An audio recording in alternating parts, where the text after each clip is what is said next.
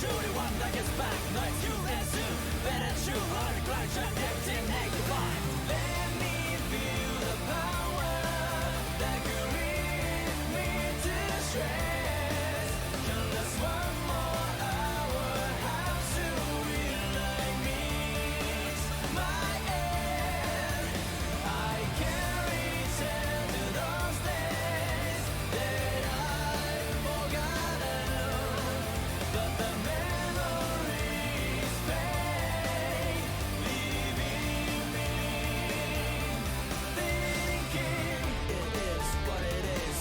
Away, away, what in my head, I'm older than chaos unleashed. The follow me, for the belief exists. Demons go on, inferno, inferno, infamous, no levels of evil. And even meticulous irreverence of evil. And even meticulous irreverence. Destroy it all! You go with nothing to super crew. No vision and present, but I'm proud to present myself. Your torment and dark prince. Rule and the road, king of the leisure. Rule and the road, king of the leisure. Mark me mortal, final conclusion. Let me feel the power that could lead me to stress. Can last one more hour. How soon will I meet my end? I can return to those days that I've forgotten, but the memories fade, leaving me thinking.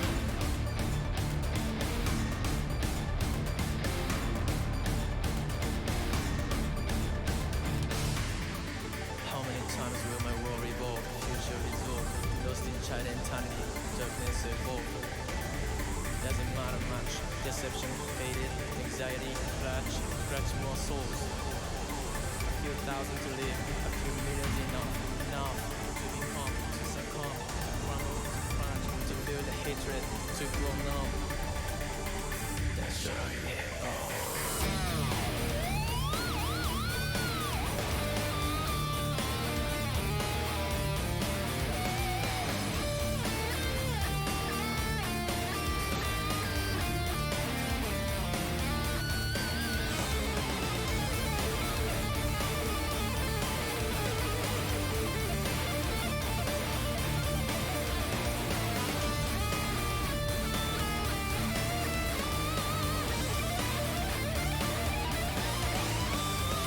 Let me feel the power that could lead me to stress.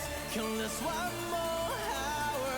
How soon will I meet my end? I can return to those days that I've forgotten, but the memories fade, leaving me thinking. Let me feel the power that could lead me to stress. Can last one more hour. How soon will I meet my end?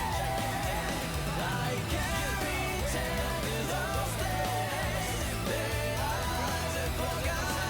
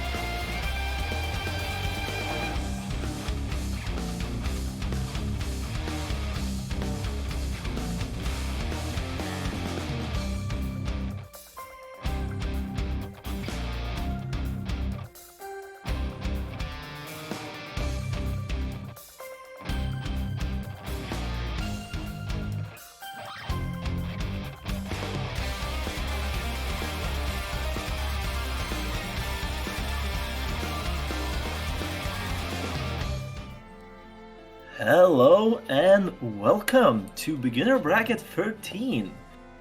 Lobsters finally came around and said, yo, we got a lot of new beginners, a lot of players joined up, and maybe it's time to finally do another one. So, here we are. I'm Riot, who's going to be one of the main commentators here, and joined by Gekiko here as my partner in crime. Hello.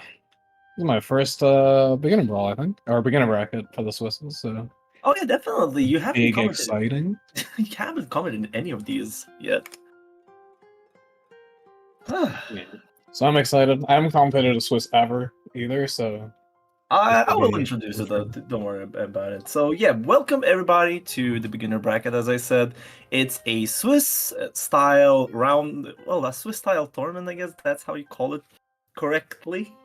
Question mark. yeah, it's not a round robin. If It's a not a round robin. 29-man round robin would kill us, we'd be here in no head stomper. Well, the 25 man. Yeah, that's round robin. That's first to free as well. Yeah, will this is a take Swiss. forever. We're gonna get 6-round Swiss. Yes. People just So, for those that are not particularly aware on how the Swiss works, it's very, very close to round robin. Just instead of playing every player with each other, you have a set amount of rounds, and after each round, it auto balances. Like the winner of the previous rounds or higher scores fight higher scores, lower scores play lower scores. So it should auto balance at your games throughout the rounds. And on the other hand, you get to play your level games, and not lose a tournament in O2 fashion, as usual it goes with when you're trying to join these kind of events. yeah, no, getting out that more playtime, also just in a more serious environment, not just casuals. There is a little bit on the line. Yeah, also having it first to free, have more time to think what's going on in the game, and you have us apparently doing our jobs and will attempt to give pointers. Emphasis attempt. You got good old Orion, actual advice giver, and me, some Belial playing scoundrel. And you see, if you weren't a Belial player, actually wait, you have several felonies. Belial, Shooks, who else? I played Judah first. Okay, 3 felonies. I don't know if we should trust the advice here. Yeah, my advice to all beginners: pick Belial. He's very good. Damn. But please no. Play whatever you find cool. That's my first tip. Play your favorite. Who we got on stream first? Yeah, I see Kaya in the room. They're an Irish player. Oh, hey! Common Soul, huh? Yeah, no, the Irish scene has been the most recent sale has been it's got the Irish scene pretty invigorated. We've had a lot of ranked games going on because a lot of people getting jump scared by, oh wait, you have to play two ranked games to get in the lobby. Weirdest change. It is the very, very weird change, to be honest. Yeah, it's been really great seeing the scene get back into the game again. So we'll see how Kaya does picking the Fairy versus Matera. Worst. Good start. Okay. I need to warm up into the commentary as well, so I'll be hinging on some words that I shouldn't hinge, but I have no idea how you should commentate this matchup. This is a very weird Zoner-esque matchup. Well, that's the thing. Fairy has a pretty decent counter zoning tool with the EX whip. Not anymore. It was like that before, but it's down to 2M's the better one. By the way, this is already starting. Yeah, no, immediately getting out with that EX whip. Threading the needle. There's the 2M as well. Manages to catch a fireball before it starts. Thing is, EX Whip does not negate projectiles. It was patched out of itself. It's just side games. Why have you done this? Nice catch on that dive. Yeah. Oh, butterfly. Trying to get out of the corner here. Oh, too high for that whip to hit, but Okay, so I don't know about using Raw Rush like that. I'm not particularly getting a lot out of it. Even though you have the... Oh no, not blocking the second hit, but the mash on the throw. Okay. Yeah. So Just right now, roll. what Haya is doing one good thing, and it's knowing that you have the health advantage. You don't particularly need to do anything. Just I would like to see more spot dodges on the projectiles. Oh, that was plus. Heavily plus. You know, it's nice having the life lead, and you can just kind of chill back, but Medera can chip down your life with those projectiles. Yes, but now the thing is, for Fairy does not have good ranged chip tools, even if she's considered a zoner. So her, if you have the health advantage, you can just chill against Fairy. The same goes to Fairy if she has the health advantage. So, you know. Yeah. Okay. Maybe trying to get the OD and then back off. You can get the chip. I like the chip on the EX duo hoop as well. It's a counter hit, but no confirm. That was a kind of an awkward hit to see coming. There we go, the setup again goes to the overhead. High into SBA. Does that even know? Oh, but you do get a nice OK off of it. Gonna take that chip damage with the 5U. Yep, 5U chips, which is funny. Yeah, it chips a lot too. I guess it's to make up for the fact that her zoning tools cannot. Yep, definitely. Even so, there's this one little trivia thing that physical hit specials chip more than projectile specials. It's like some inherent thing. That's actually not something I knew. I didn't know that how much the game was separated into strike and projectile specials. Or moves in general. They're gonna start out Or with it's the just EX that fireball. they put chip values and just they balance it out that projectiles wouldn't chip as much. I like that Aya is already going for the meaty close heavy. It is +3 on block. It is crazy. Oh, that almost was a safe hop. Okay. Unfortunately getting caught by that. Gonna get hit low. Oh, Kuroichi, what the? Okay, no, confirm back. So, Haya is entering into Windwalker's space just with using jump U's a lot. Jumping jump U. I would like to see Windwalker just chill a bit, use Arrow Rain or 2H with 1H to anti-air it. Yeah, just try to hold that space a little better. Sniping with that 2M doesn't get the kill with the you can hold the whip and it'll just do an explosion, and in a situation like that you just want to do that to kill. Okay. But at the same time, you know, GG setups do be kind of fun. The thing is, the GG setups are extremely strong, and I would like Haya to work a bit of them. Because you're getting the hits, that's great, but you're not getting the reward because, hey, they are not very tight yet. Because Windwalker is pressing wake up throw and it works a lot of times. Yeah, it's definitely a good thing to get down early on, getting those GG setups tight. As the overhead at least. So that's a good start, and they've been working out pretty consistently so far. Oh, that didn't go through! Nope. The X would have gone through for a very, very nice pickup there. Gonna stop with Spider-Man. I don't know where... Oh, okay, that's gonna get low. There are two things that the Windwalker could work on here against Fairy. One is that Haya is always cancelling buttons into EX Whip. You can actually train a bit, it's a more of a matchup thing, is learning that you can roll the EX Whip on reaction. And depending on the spacing, you can even get a punish. Oh, the butterfly insurance not working out. Yeah, that DP was so involved.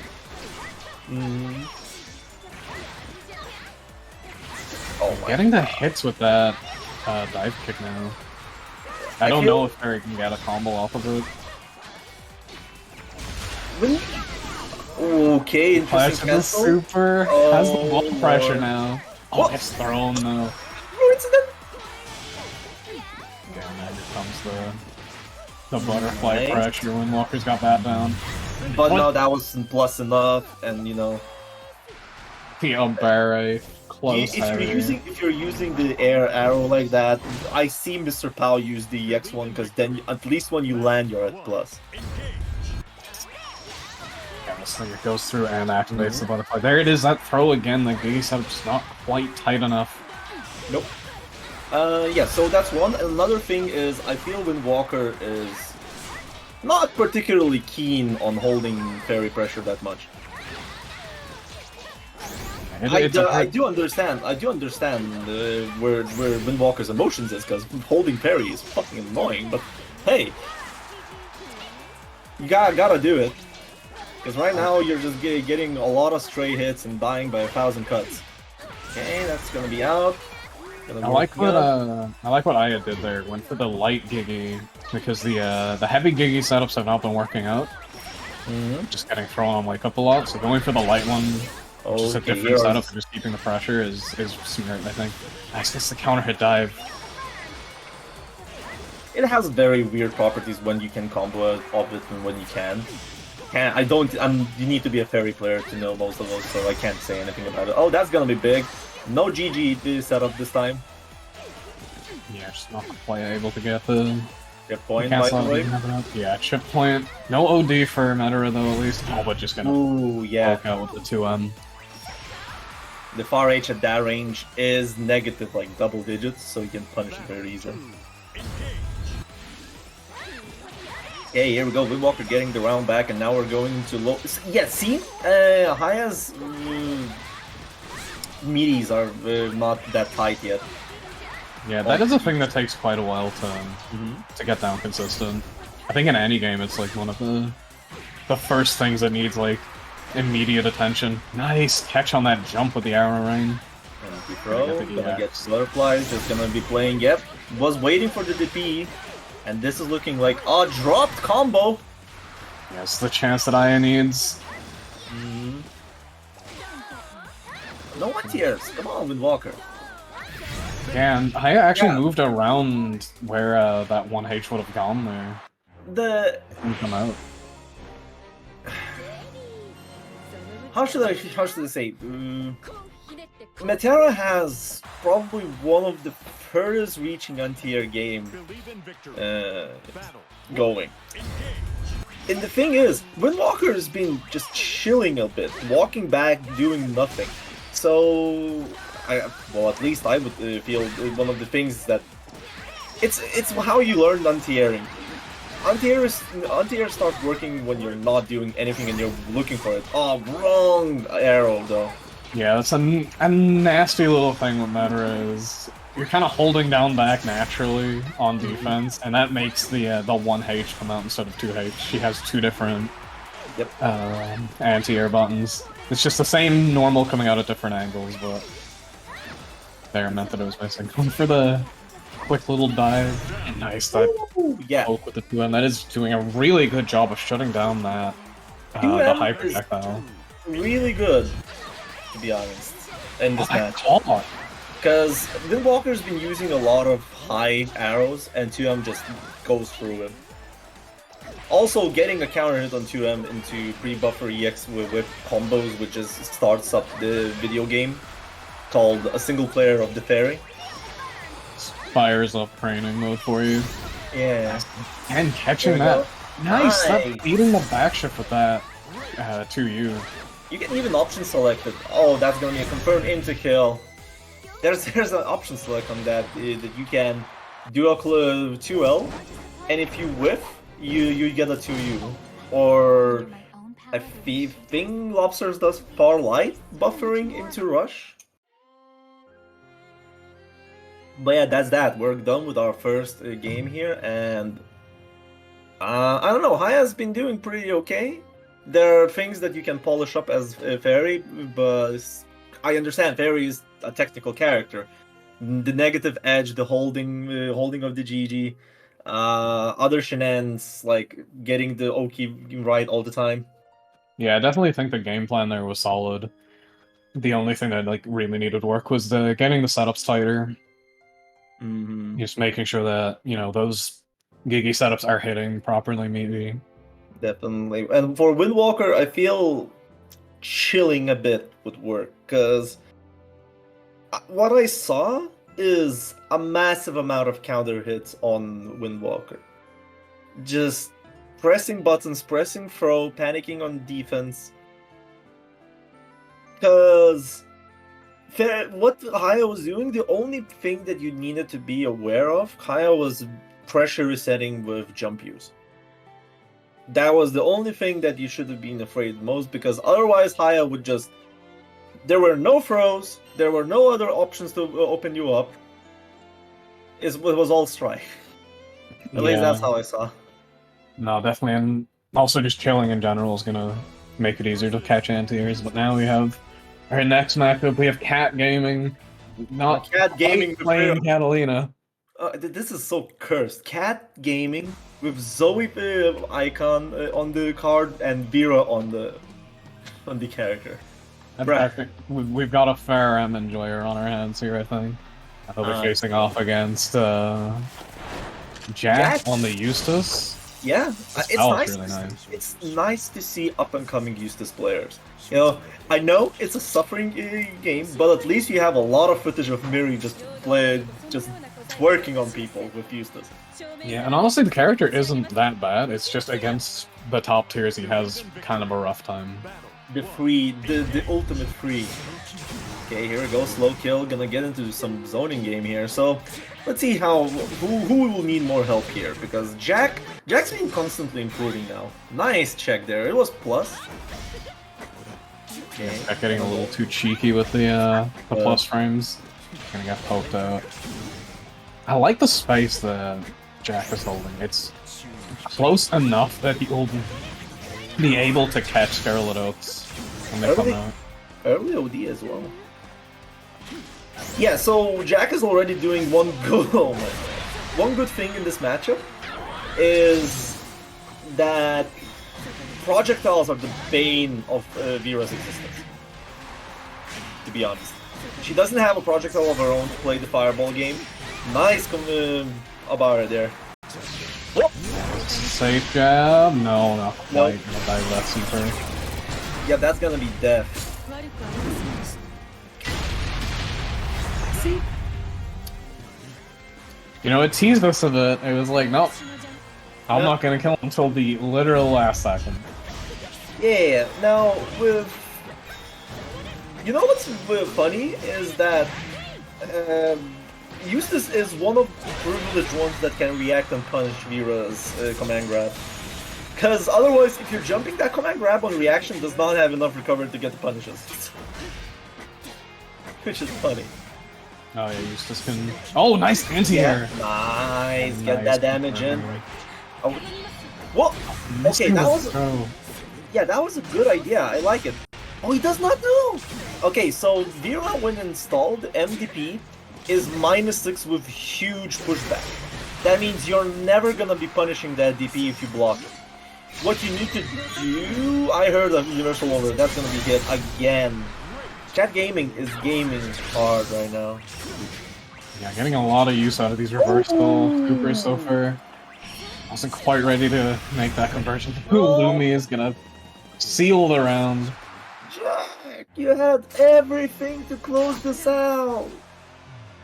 You had all the cards. Yeah, I think unfortunately Jack is getting hit by the Eustace, the Axel brain a little bit. My effective zoning is working quite well. I think I'm gonna IAD in. Oh yeah, and he'd proceed to die. Oh, the wish punish as well. Yeah, 5 users fucked up. Anyways, about the MDPs, just to finish the idea, you need to block the first hit, spot dodge the second one. Then it's -8 with being close. Means that you can punish it with the light most of the cases. So that is your best bet on that. By the way, oh, again, nice! Oh, no, with the drop! And Cat Gaming had that super dial in. I like the fact that Cat Gaming was saying, yo, I don't care, I'm letting this DP rip, and then I'm just pressing that super. Okay, so nice, gonna be working. Jump scare low, that's how you wanna do it. It's gonna be looking low. Oh, to you? I'm not. Yeah, And I feel this is one of the point of contentions right now. I get hit by the 5U as well when you're particularly rusty. So don't do that. You need to learn how not to give those installs away for free. yeah, it's a little difficult because the animation is on the startup of it is fairly subtle. There's no flash. But yeah, if she is getting those for free, it's very makes the round just much harder to win. Nice. Oh my god. As the meter. There we go. No, too high. This character sucks. Yeah, well, maybe he is bad. So round on the board for Jack, and now going straight for the zoning. Yeah. Keeping this space, I think, is really, really good.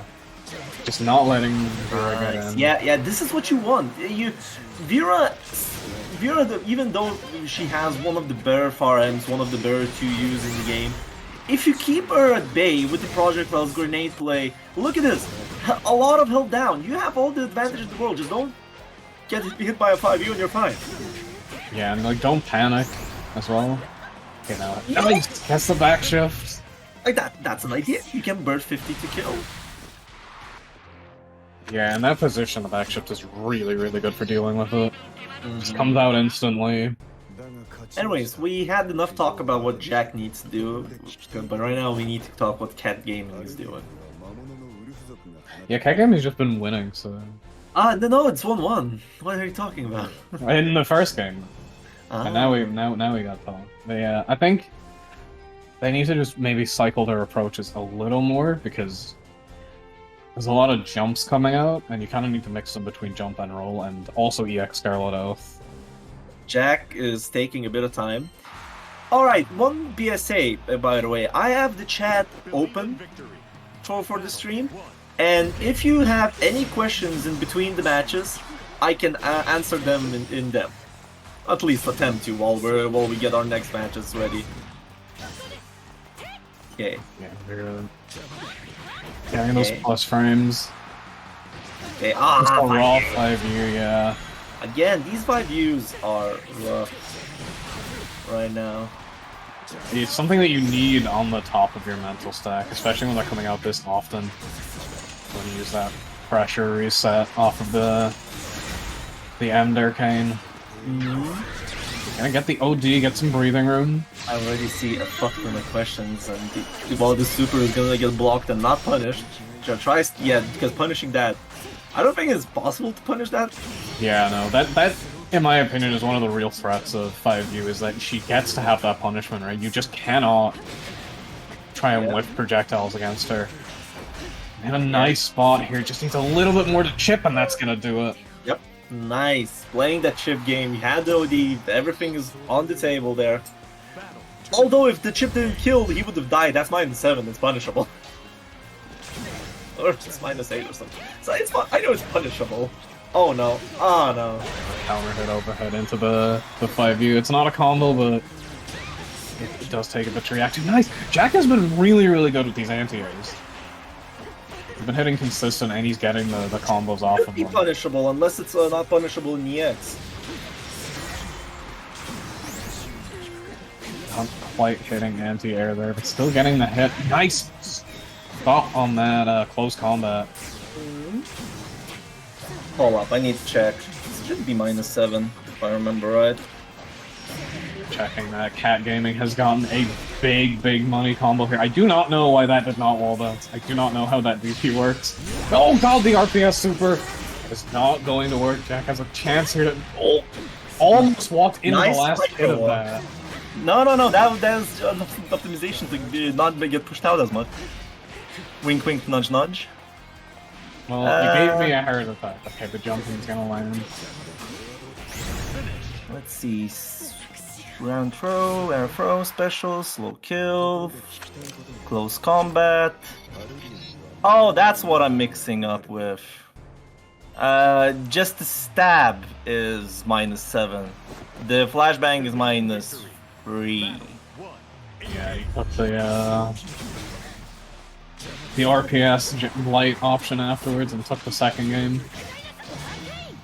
Now has the corner. Oh yeah, now I remember with the flashbang. It's the fact that it's -7, you mash standing in between them. And if it's the flashbang, you get a counter hit, but there's no combo unless it's crouching. But if there's no option afterwards and not going for anything, then you get a punish. This character sucks. Fuzzy moment. Oh, it doesn't quite get the combo. Oh, it's gonna get the combo of this though. Super unfortunately. And there comes the jump scare for the chip damage. Yes, flashbang is safe. My bad here. Just mixed up with the close combat stab. Not really plays this character, but Miri. Yeah, not a whole lot of uselesses around. It is hard to get info on him. That 5U gonna land again, basically at max range. And he recently dodged me from gaming. Just gets that counter hit. Follow up. Okay, I'm gonna get the stabs. It is. Oh no! Oh no! Here we go. Right into the EX. Oh no! Too late on the anti-air. Jack's been really, really good with walking out of that. No confirm, unfortunately. Gonna go into OD. Okay, that was big. And Cat is burning those supers like crazy. Oh, that's not gonna reach. It didn't! Gonna reach, actually. This character does not suck. That'll be it. Jack's gonna take this 3-1. Yeah, 3-1! Holy shit, okay. Yeah, I think once, like game 1, Cat Gaming was able to get a lot of those 5Us, was able to get a lot of like big hits easily, but in game 2, Jack was just playing much more calm, doing the zoning game a lot more consistently. Yeah, Cat Gaming kind of took a lot of big risks. Most of them paying off, like those supers and 5Us and right in the front of the face. But otherwise, a bit more control. And there were some counter hits that Cat Gaming did not convert, which could have ended on a different picture here. Like a lot of drop rounds. Yeah, it's a thing with a character like Vera. When you have that high damage, you want to make sure you're getting as much out of your hits as you can. Yeah, definitely. Just make sure that you're, you know, you want to end the round as quickly as possible. No, it depends on what you're playing on. You can play on time, you can play on kill. Usually zoners play on time and you rushdowns play on kill, but the thing is, you can mix and match how you play. Okay, that's what I mean. I'm talking about Vera. Oh, yeah, sure. Especially in a zoner matchup. Like, if you get in against the zoner, you want them dead. You want to make as much out of your combos as possible. Yep.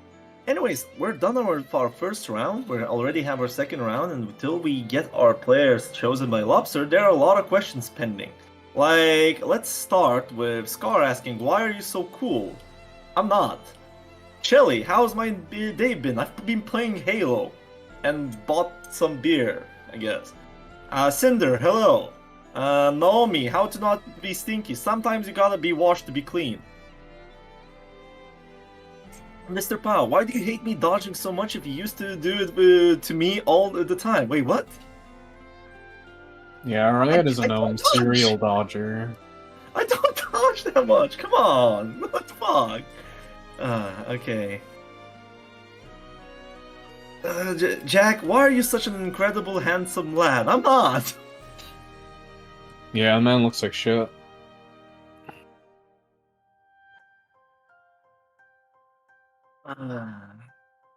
Anyways, that's... How about some quick... Why are some... I'm not a dad, I'm a Schrodinger's person, okay? I am just me, I'm a Riot, that's it. Anyways, there's a network error has occurred in the lobby. I do not like this how should I say? Ominous sign. Otherwise, is there any questions regarding the game that I could answer to help the beginners to understand the game better?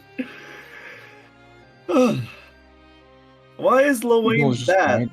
His strength lies in doing some fucked up set play in the corner, but he sucks because he, 1, doesn't have good combo conversion tools, 2, his corner carry kinda sucks unless you use rush, And 3, you don't particularly have any ways of getting your pressure back with specials, so you're playing the casual game. 4, your button recovery sucks. Quick, how do I beat Cinder? Just don't get Belialed. Learn quickly how to deal with Fireball. Light for that.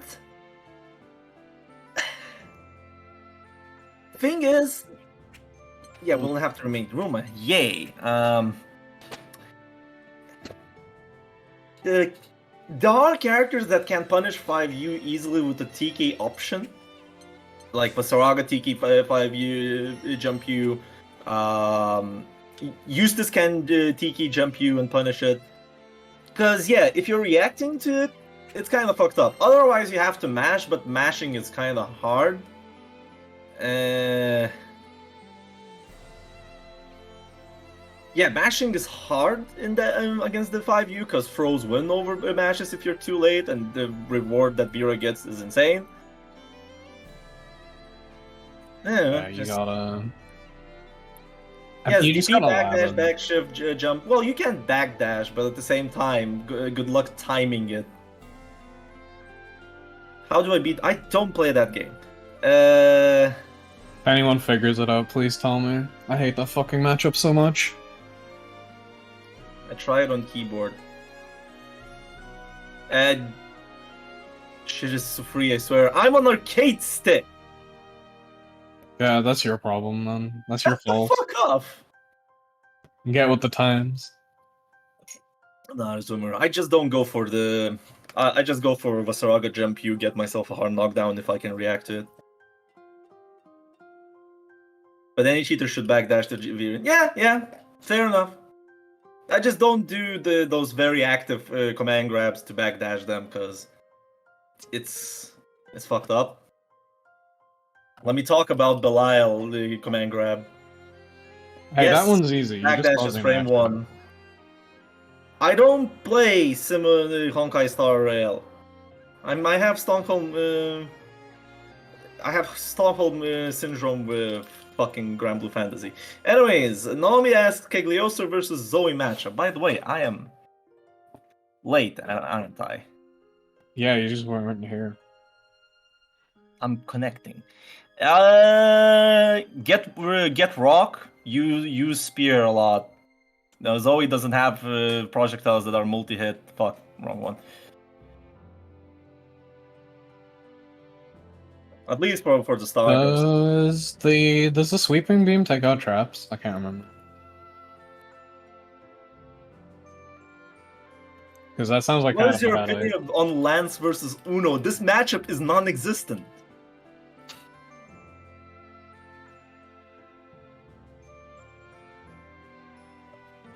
Who are we waiting on? Oh, Pepafay.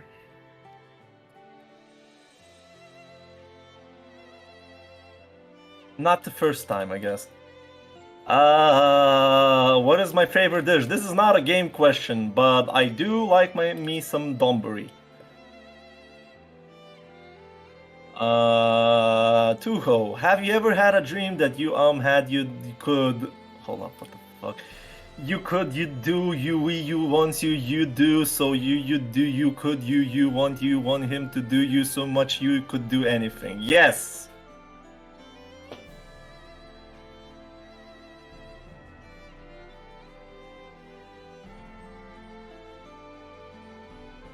Alright, is being. I'm not fucking reading that content. I don't play Idol Showdown. I don't fucking know. You win an Idol Showdown by you pick Botan, and you pick the little detective girl, and you just shoot people. The thing is that I don't dabble in any of the Idol or VTuber shenanigans at all. The only one I did, and the name I know is Amelia, and that's about it. And when I learned that that's not a character, I'm like, oh, why the fuck I should play that game? She's an assistant. It doesn't matter. I use her as an assist because I don't like Botan's anti-airs. Yeah, so Vera 5U. Kodesh gave us info with the lab backdash works. If you can't backdash, otherwise, just mash or jump.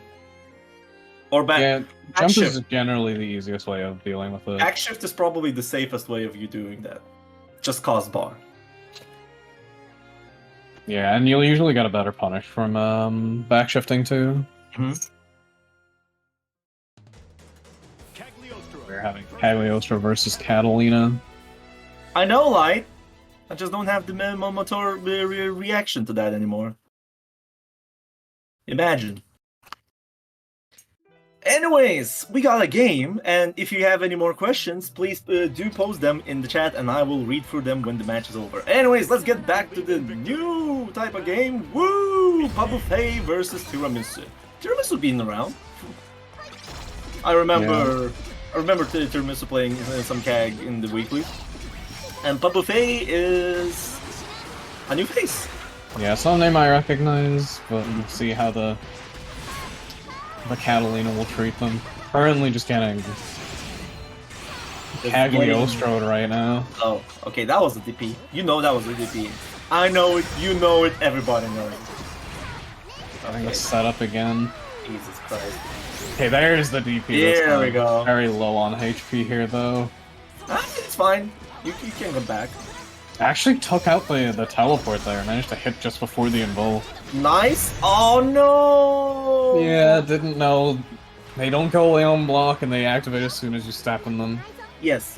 One thing that you need to play, at least how I play it in the Cagliostro matchup, is you can clear the traps. You need to know what clears them the best. Some use 2Us, some use 2Ms, some use 2Ls. But keeping the control on the Cagliostro trap game works. The only thing that you need to be aware about Cagliostro is when she wants to go for... By the way, that was a very weird -5 situation.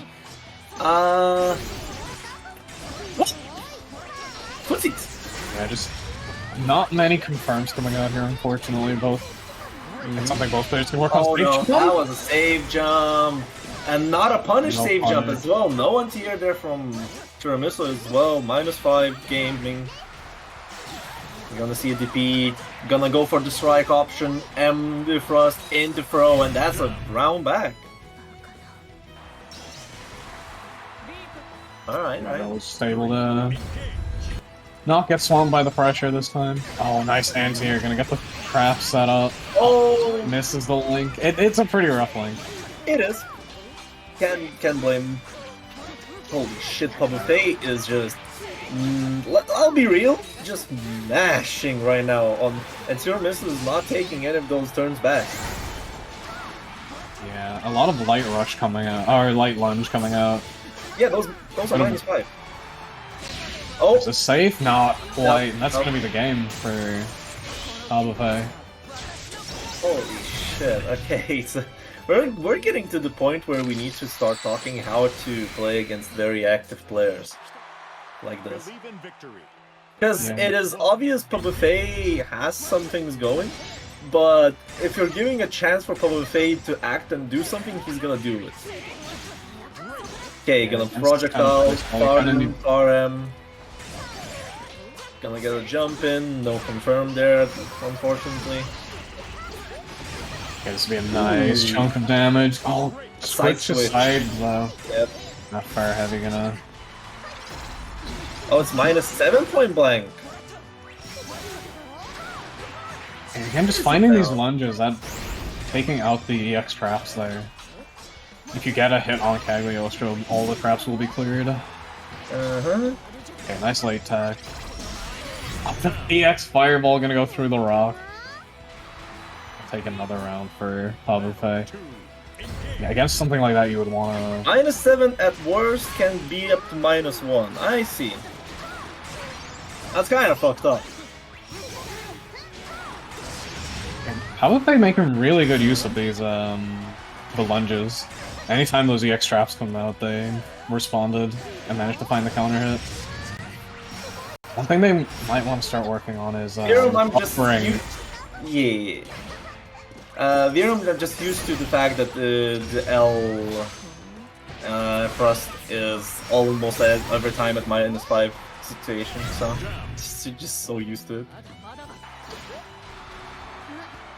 The bash there. Yusha asks for how to win against Catalina. It's like asking how do I play fighting games, to be honest. Because Catalina doesn't particularly have anything that would make her special as a character in here. Yeah, you just gotta find what options they're using in neutral and just try to find whiff punishes. Try to find baits on the lunge.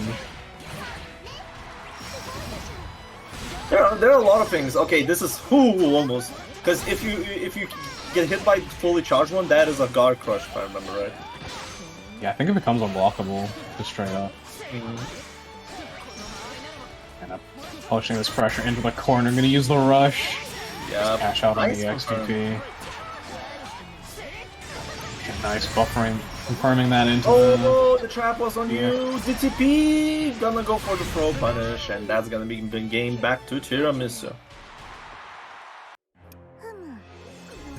Yeah, Virum, this is very aptly put. Because Tiramisu is not taking any of the terms that Pabufei is representing. Pabufei is saying, yo, I'm probably negative double digits here. I'm just gonna press buttons and it's gonna work.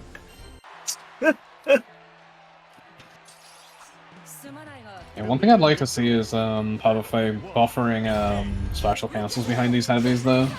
Because they're getting a lot of counter hit fire heavies without leading to as much as they could. Nice little teleport reset there. Jumps out before the trap comes active. Nice! That EX connects! Why does that EX come? She's a fast Kagris. I see. I'm gonna go for another tick throw. Here we go.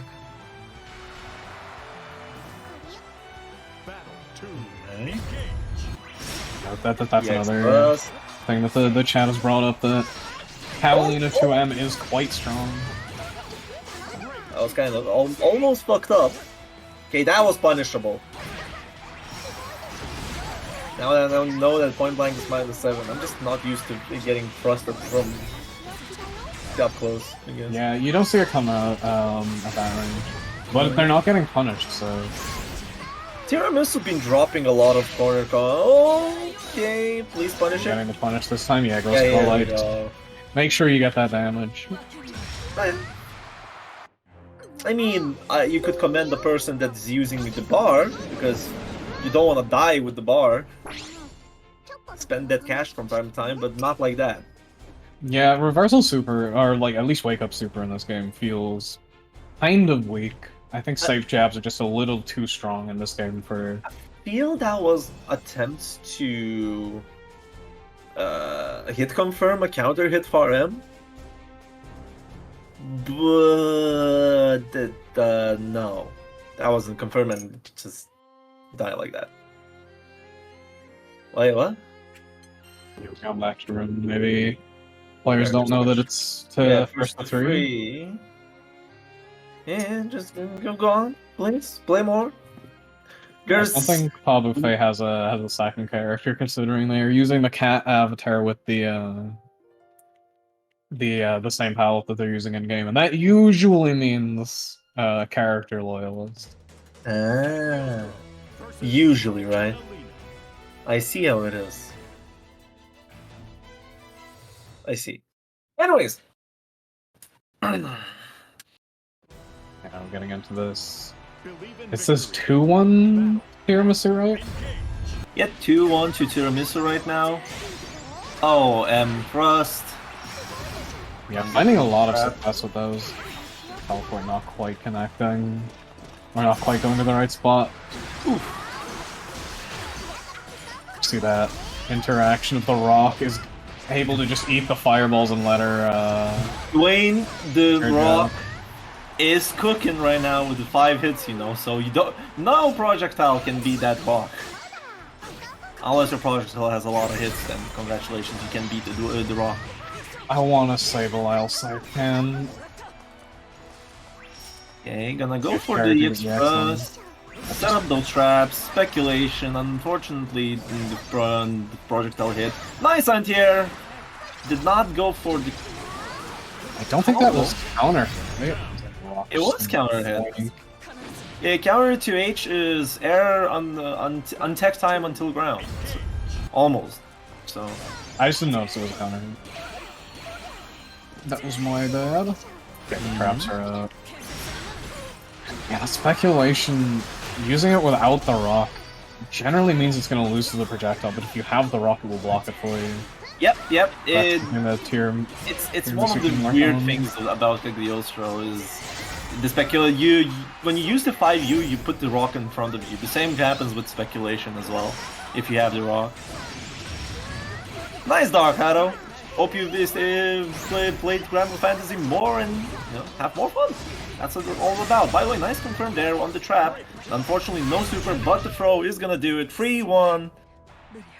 Yeah, I think Habify going for some wake-up DPs there, but getting Fireball. We've seen that interaction a couple of times where just Catalina goes gold and then gets thrown. I respect the hard input DPers. Couldn't be me. Well, you'll have to. Street Fighter 6 isn't coming, unless you're playing on modern controls. I don't think Jury has a DP input, thankfully. I'm safe. Well, I don't remember that. Anyways. With that, we're done with the match, and we're now waiting for our next match, which is going to be Try to Complete versus Naomi. There were no questions stacked up here, which is funny. Only how to win neutral versus Catalina, which is, yeah, you're playing the regular game against Catalina. Fireball game, force her best pokes, jump her best pokes if you can. Yeah, I know. You just gotta play an honest footsie game against her. Like, it's not like Jira's Far M, which whiffs and it just disappears, the hurt box like that, so you can't really whiff punish it or anything in higher levels. Kalina has buttons that are pretty slow, so you can work with that. Well, now on screen we're gonna have another Cagliostro, gonna be fighting Try to Complete Zoe. Yep. This is a matchup that we had a little talk about earlier. I do not know how Zoe's dragon moves interact with the traps. I don't know how much I have seen this matchup. The thing is that L Dragon becomes effectively weaker when you have at least one hit of rock, and then you can start using the speculation. That means that then Try to Complete will have to be playing a bit more normal this game with 2M 4M. The Zoe buttons are really good, actually. Okay, here we go. This is what we were saying. Yeah, immediately gets the rock and starts using the speculations. Okay, the Thunder's gonna land. That's gonna get Try to Complete in. Oh, Age Dragon. So no, you don't spot dodge that. Okay. I think it's gonna be the PSA of how do you block the Zoe. Oh, we're gonna go into Dustloop. Another one. Using that bar into high. Yeah, and that overhead from Zoe is quite threatening, especially when you're just under that beam. It can be hard to even use reversals there. We're gonna take some Dragon Meter. That rock is fully charged. Goes for the speculation, but Try to Complete ready for that strategy. Nice spot dodge. Wasn't able to get a punish though. At that range, you don't even need to. Oh no! Locked in the corner. Kind of like that rush. It would have come out before any of the scary dragon options. Raw rush, I do think is a little risky though. Yes. No! Not quite getting the trap. She was expecting that to hit, I think. Anyways, for Try to Complete, I already gave quite a bit of tips over the past 2-3 months, so I'm gonna be focusing on what Naomi could do better in this matchup. Cause yeah, Try to Complete is no game. Yeah, I think a big thing is that she needs to look out for these, the way that Try to Complete is navigating around the speculations. He knows that the L Dragon is going to lose to the speculation on the rock of it, so he's going for different strategies in neutral. Nice poke with that 2M. Uh-oh. Caught that poke, didn't get the combo. Yeah, this is I don't know. rough. This is a. Oh no, back throw! Could have back thrown. That's not plus enough. Now you're blocking the lightning, gonna hit below. OD is out. Panicking ensues. This is a nice position for Naomi if she can just stay calm here. I suppose perhaps kills with an EX loop. That's not calm. That's not calm. Just not ready to punish that rush on the way down. Almost managed to make that comeback though. Okay, let's confirm. Naomi getting counter hit on Wake up there. You want to make sure you're not pressing too much on Wake Up because Zoe especially can just lead to a lot of damage and a really nasty position. Chases down the back dash with the teleport. Yeah, Try to Complete is a big fan of that option, the back shift. Zoe does have one of the best ones. It is a very good option to get some spacing. Yeah, that goes through the traps. It is invincible. Okay, one thing, Naomi. Drop the air drain. Stop doing air rock. Yeah, air rock is good as like an air stall, but the jumping game hasn't really been established yet. It's something you want to work in later. Wow, that is the least damage I've ever seen that super do. It didn't kill. Okay, but that throw is going to do it. Yep. 2-0 right now. They're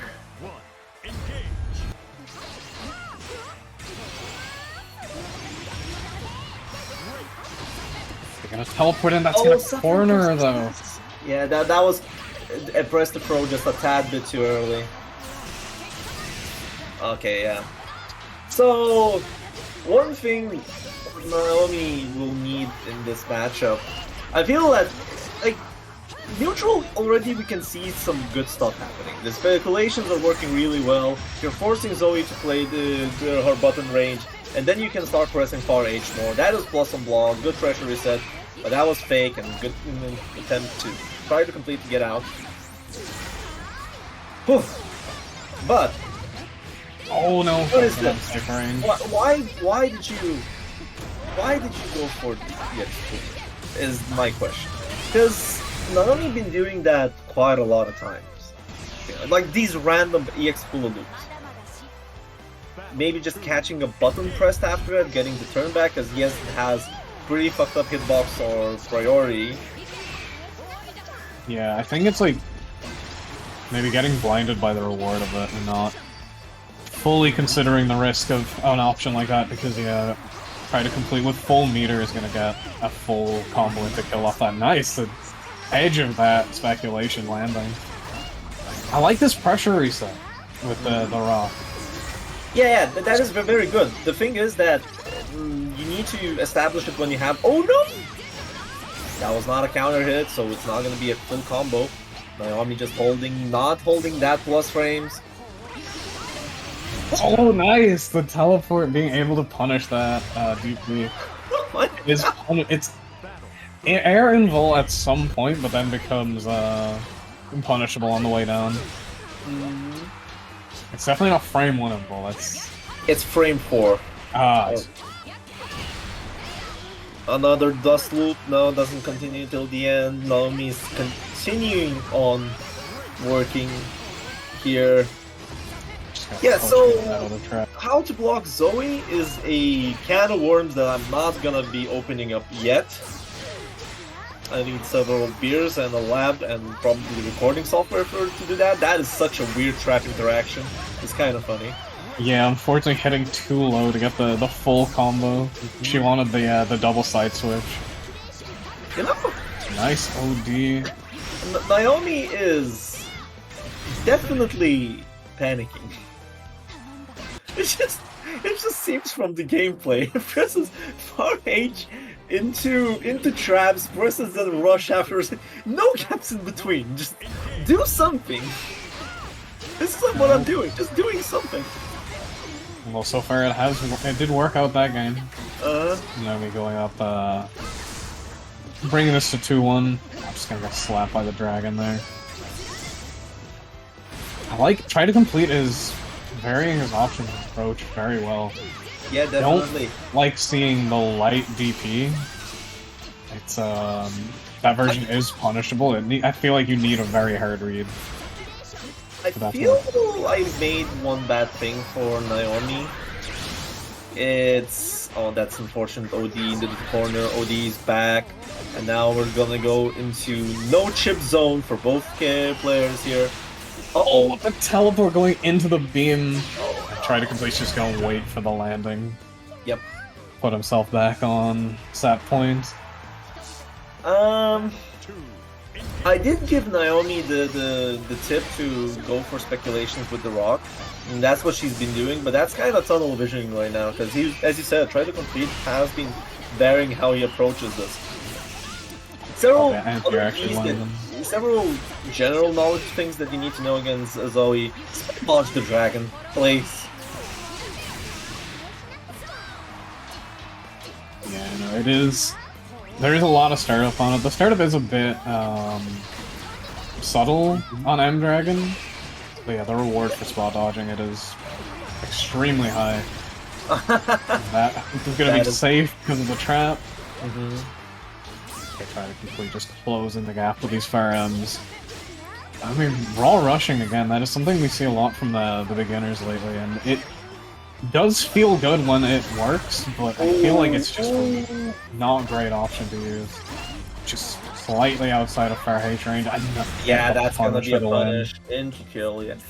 I agree on the raw rush. The raw rush is good if you 100% know what you're going for with it.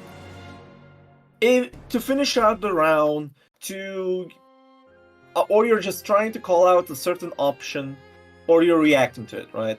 But otherwise, it's better to use the cancel rush conversions. It's better. Backshift is really good. Hell, super is even. It's worth way more than 2 raw rushes, by the way. If you get a confirm. I think especially if you have one of the 20 frame backshifts, it's usually better to save your meter for that. Yeah, definitely. Now, yeah, Saki did put out a good point, but, you know, it does breach a bit on the topic of playing with purpose, like being conscious of what you're doing during the game, which is a skill I'm trying to learn for 7 years now. So. Yeah, that's the thing of, like, we were talking about, you know, why are these EX hoops coming out? And it's like, you gotta really be, like, thinking about, like, what are you looking for? What is the reward you want to get? Because, you know, if you're making a hard read that they're gonna swing into it and get hit and it's gonna wall bounce, then, yeah, then the risk reward can be considered somewhat in your favor, but mid-screen, it's like you're taking a big risk and at best getting a knockdown. Definitely. But yeah, we are done with our second round. We're looking for new games for the stream to go, and until then, there's still the Riot answers the questions that you give about the game moment if you have any. I haven't seen much about it. Oh, we're gonna have Neff on screen. Let's go. Versus Scare, a former Grand player who... Also, yes, like Yagami, you're an up-and-coming and rapidly rising through the ranks player. Congratulations.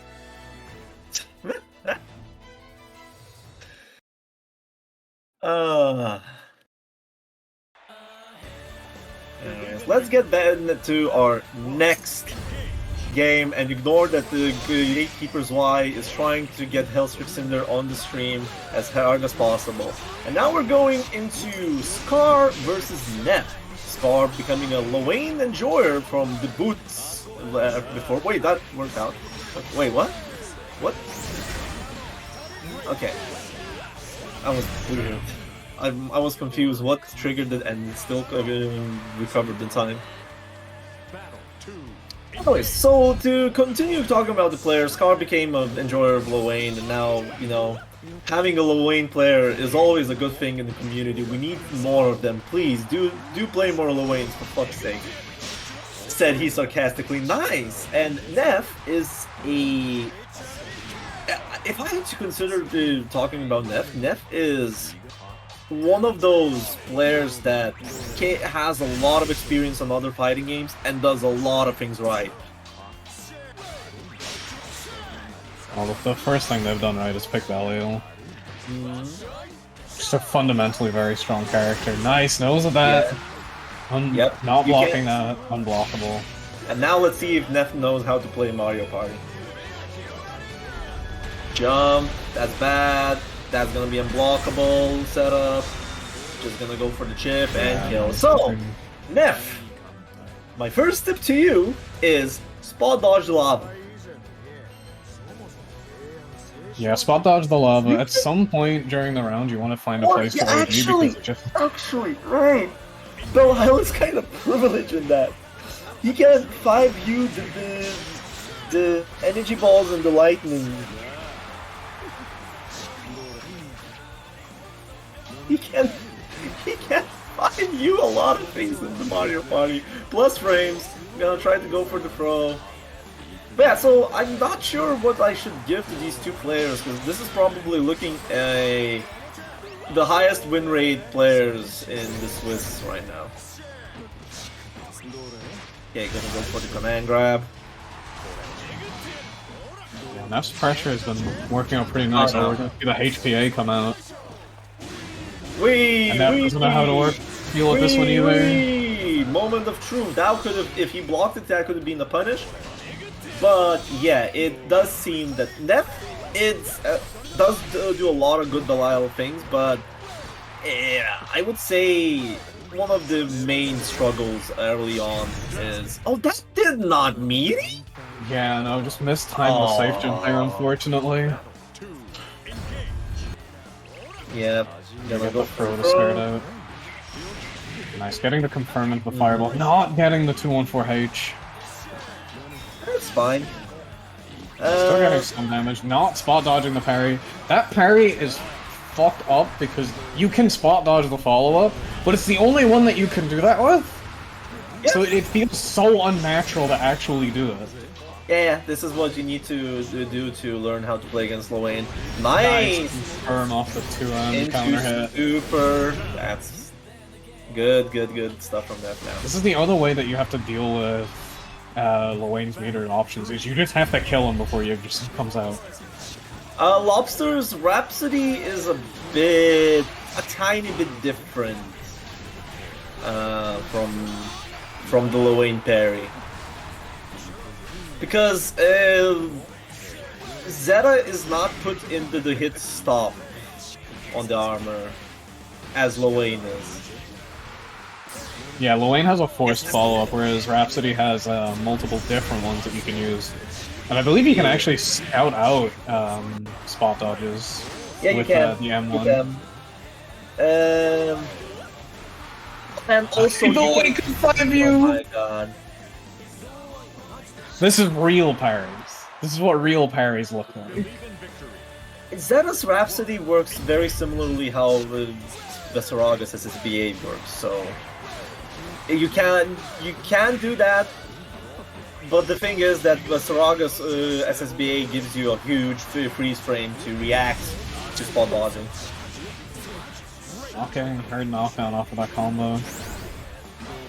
Plus frames. Oh, it doesn't. You have to walk forward a little bit to get the throw there. Oh, the 5U not gonna connect. Gonna get a big punish here. Are we going into the HPA? Into unblockable, yep. Well, not unblockable, just never. Yeah, just got tagged maybe. Yeah. Here's the blade coming out. Pressured into the corner, nice throw on the RPS. Oh, what is this copy-paste? Copy-pasta. An intrusive thought is an unwelcome, involuntarily thought, image, or unpleasant idea that may become an obsession that is upsetting or distressing, and can feel difficult to manage or eliminate. Recommend survey of healthy college students found that virtually all of them had intrusive thoughts from time to time. Example of aggressive intrusive thoughts include the sudden urge to jump from a high place or pressing 5U as Belial despite having a safe game plan for any matchup. Oh, you were talking about shit that doesn't matter. Neff got a really nice anti-air into the kill there, getting a big chunk of damage. And then another nice combo to start out this round. Wait, that is jump useless. Yeah, JU is actually it's quite good. It is. It's not as good compared to what it was. Yeah, no, when it used to do the hop on block, it was a bit much, but now it's... Yeah. Nowadays, it's just a pretty good air stall. Yeah, so Neff is already... He's not winning against Lowain's knowledge checks, but what Neff is winning by is just pure reward getting from a lot of those situations. Oh no, yeah, you can cancel and spot up. I'll find you again! Yeah, tried to catch the beam from Caterpillar. It is very tempting. Because DPing those unblockables pretty well. Okay, here we go. Here is again. the problem.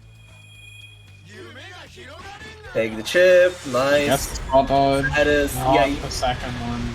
You need to, yeah, so you spot dodge the lavas, but the thing is that the air bubbles, they put you in such a long block stun that you get unblockable by the lava afterwards. So you need to jump those.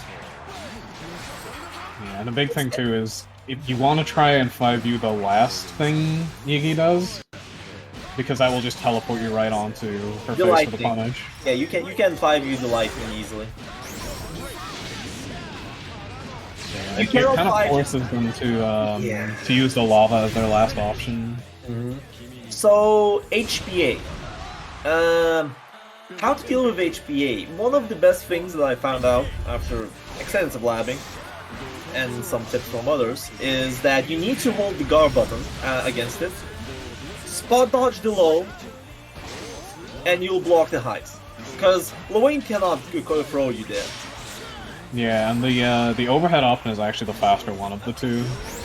Chili HPA is human pyramid attack. They're just looping these awesome sauces. Now the every piece of set play has been thrown out. Okay, Whoa! Here comes the HPA again. Poison rockets to you. Okay, high, low.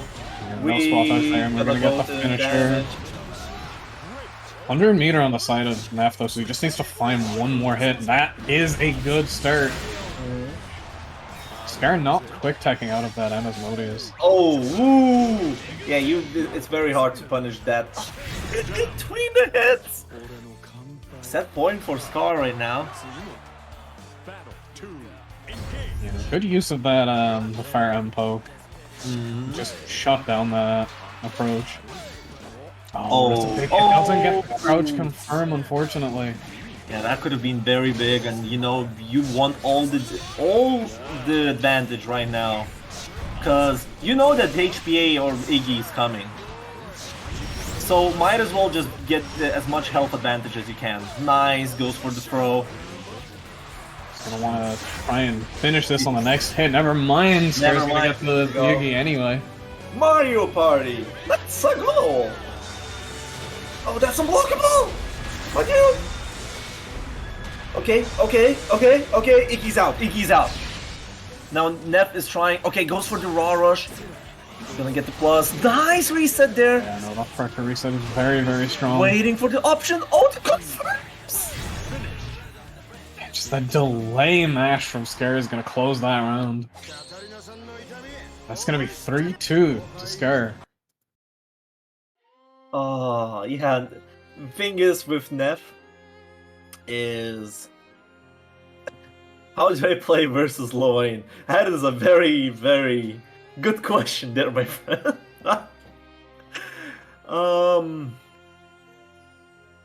There is only one button you need to be afraid of against him in neutral, that is 2U.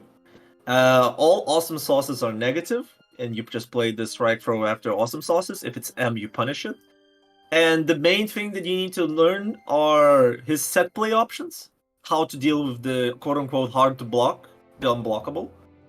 How to deal with Iggy, and how to deal with HPA. Those three are something that you need to go in lab, just to have a mechanical skill on that. I find in that matchup you want to try and get an OD as safely as possible, because that shuts down so much of Yugi's threat. Like, she can no longer chip you out, so the only thing you have to look for is the lava floor. And I guess the bubbles to try and not get unblockable. Yeah, you jump the air bubbles, and you spot dodge the lava ground. Because if you block the air bubble, it becomes automatically unblockable with the lava floor. It's a Mario Party. It's a puzzle. Yeah. Next, we're gonna see more Belial here, though, and we're gonna see Cinder versus Hellstrig. Oh, this is a pretty boy. classic matchup of Belial versus Bubs. It's a very fun matchup. It's a classic matchup from the sense that they've been batting about in the weeklies, and I think it's a French-known matchup as well. Because I already see that there are a lot of French players out there, and Gatekeeper's Law is probably just screaming his lungs out, going, "Yo, let's fucking go!" Yeah, no, Hellstrig, a French player, and the French scene really just goes all out to support their boys. But I, of course, have to support Cinder here as a fellow Belial player. I don't support neither of those characters because I fucking hate playing against both of them. Hey! Well, he was just a normal guy. Going for a cheeky little air throw there. Yeah, Nice punish on this VP. There we go. Gonna go into maximum damage here. Combo limit on the DP. Yeah, generating a lot of bar off that combo too. Nice. Yeah. Hellstreak ready with the anti-air. Gonna get the karma follow-up. Oh no, the DP's not gonna reach from there.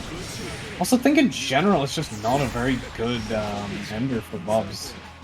Yeah, I think you want to use Chaos Caliber instead. Command grab? Where is it? Where is it? Where is it? Oh! Nice. The No, overdrive going through the DP attempt. Oh, Hellstreak has the corner. This is where Bub's pressure is at its most scary, because you're just guessing between those characters. Oh no, goes to the command throw reset, but it lands. Okay, I see. So, Hellstreak, I'll be honest here. You're very, very trigger happy on the DPs. I've seen 2 DPs that didn't work, 3 DPs, and you're still going for them. You're afraid of holding the plus frames. That's about it. That he wanted to press forward and do the fireball. Yeah, no, those drops are unfortunate because you are losing that. You're losing a hard knockdown and you're losing a cooldown. Okay, gonna get the new full jump conversion here. Karma for the meaty, okay. Oh. Okay, the Nice Cinder was confirmed jumping from Cinder. because I was hoping to see a funny command grab from Hellstreak here. LKS Caliber. Just keeping that space with the spins. Yeah, plus frame. Karma, the runs were so super! Right. That's gonna hit. Yeah, that's gonna hit. Going to the overhead.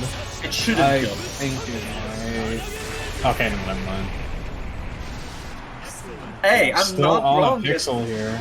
I'm not wrong. And doesn't have OD. Yeah, burned OD, and here we go, the anti-air for Hellstreak. Getting it back bit by bit.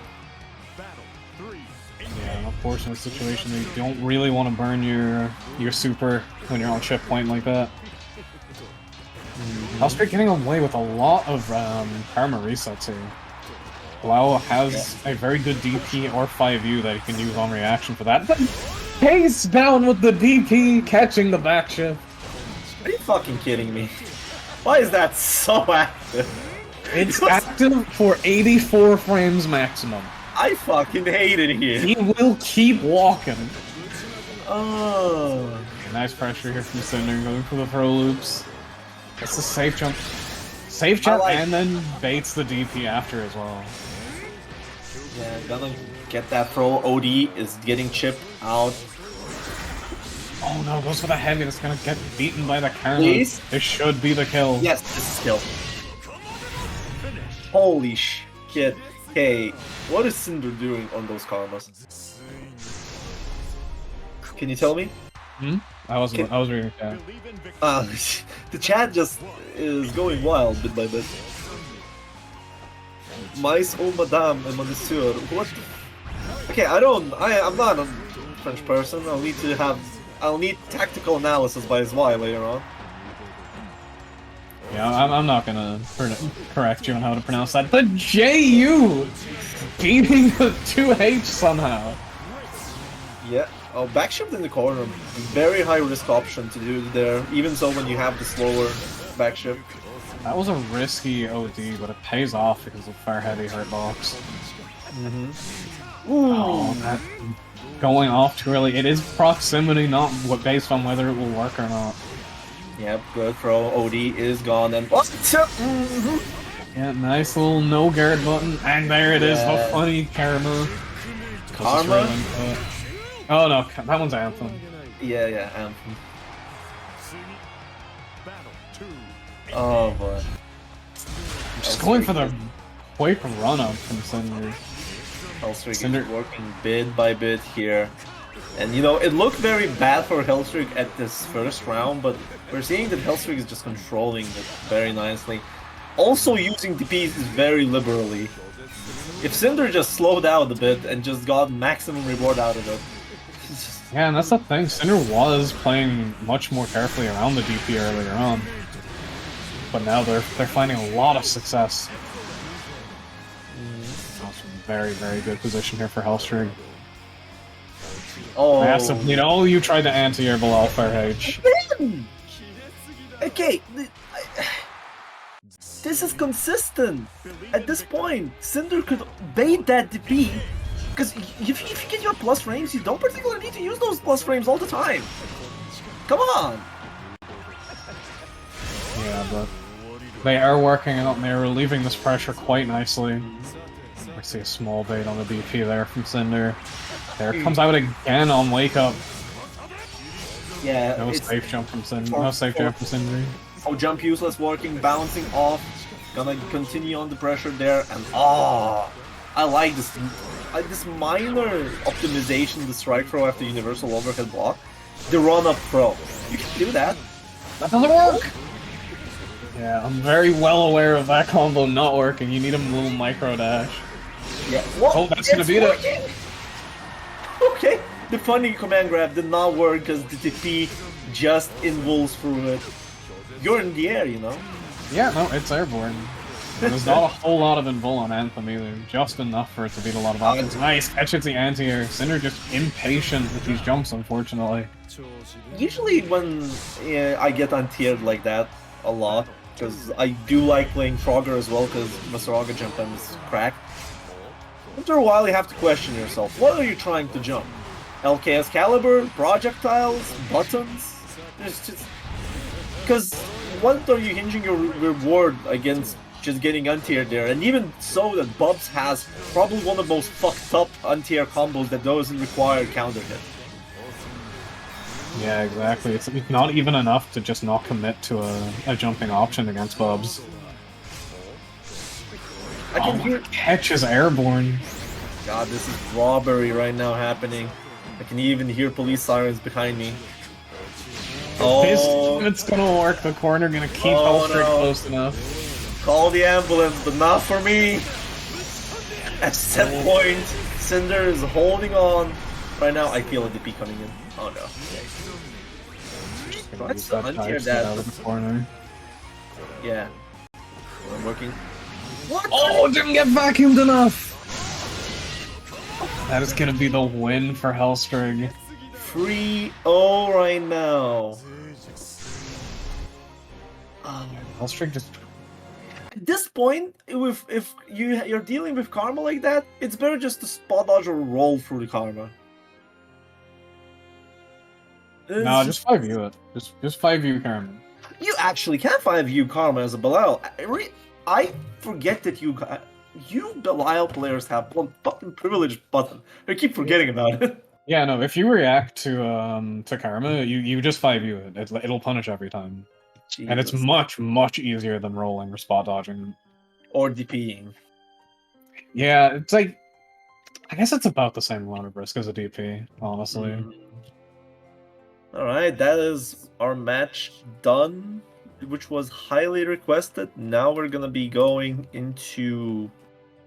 Wait, we still have Chili and Cat Gaming. From what I While see. we're waiting for them, we're at the halfway point of the stream. There were just connection issues, but they're playing the match out now by this point. All right. We can make it known what else is happening throughout the scene. Oh. So probably importantly is Scar Novak. He's running who's in the bracket, weighing on people with Luane. Jesus. Yeah, he's running Beyond Hell's Gate, a high prize pool double elimination tournament that happens at the end of the month. We had one previous month, and if you want to have a tournament experience where most of the highest level players join in there to see and have that serious Grand Blue tournament experience, feel free to join in. It's good times. And you might be thinking that, all the high level players, that's really scary. I don't want to join that as a beginner. I'd recommend joining, but regardless.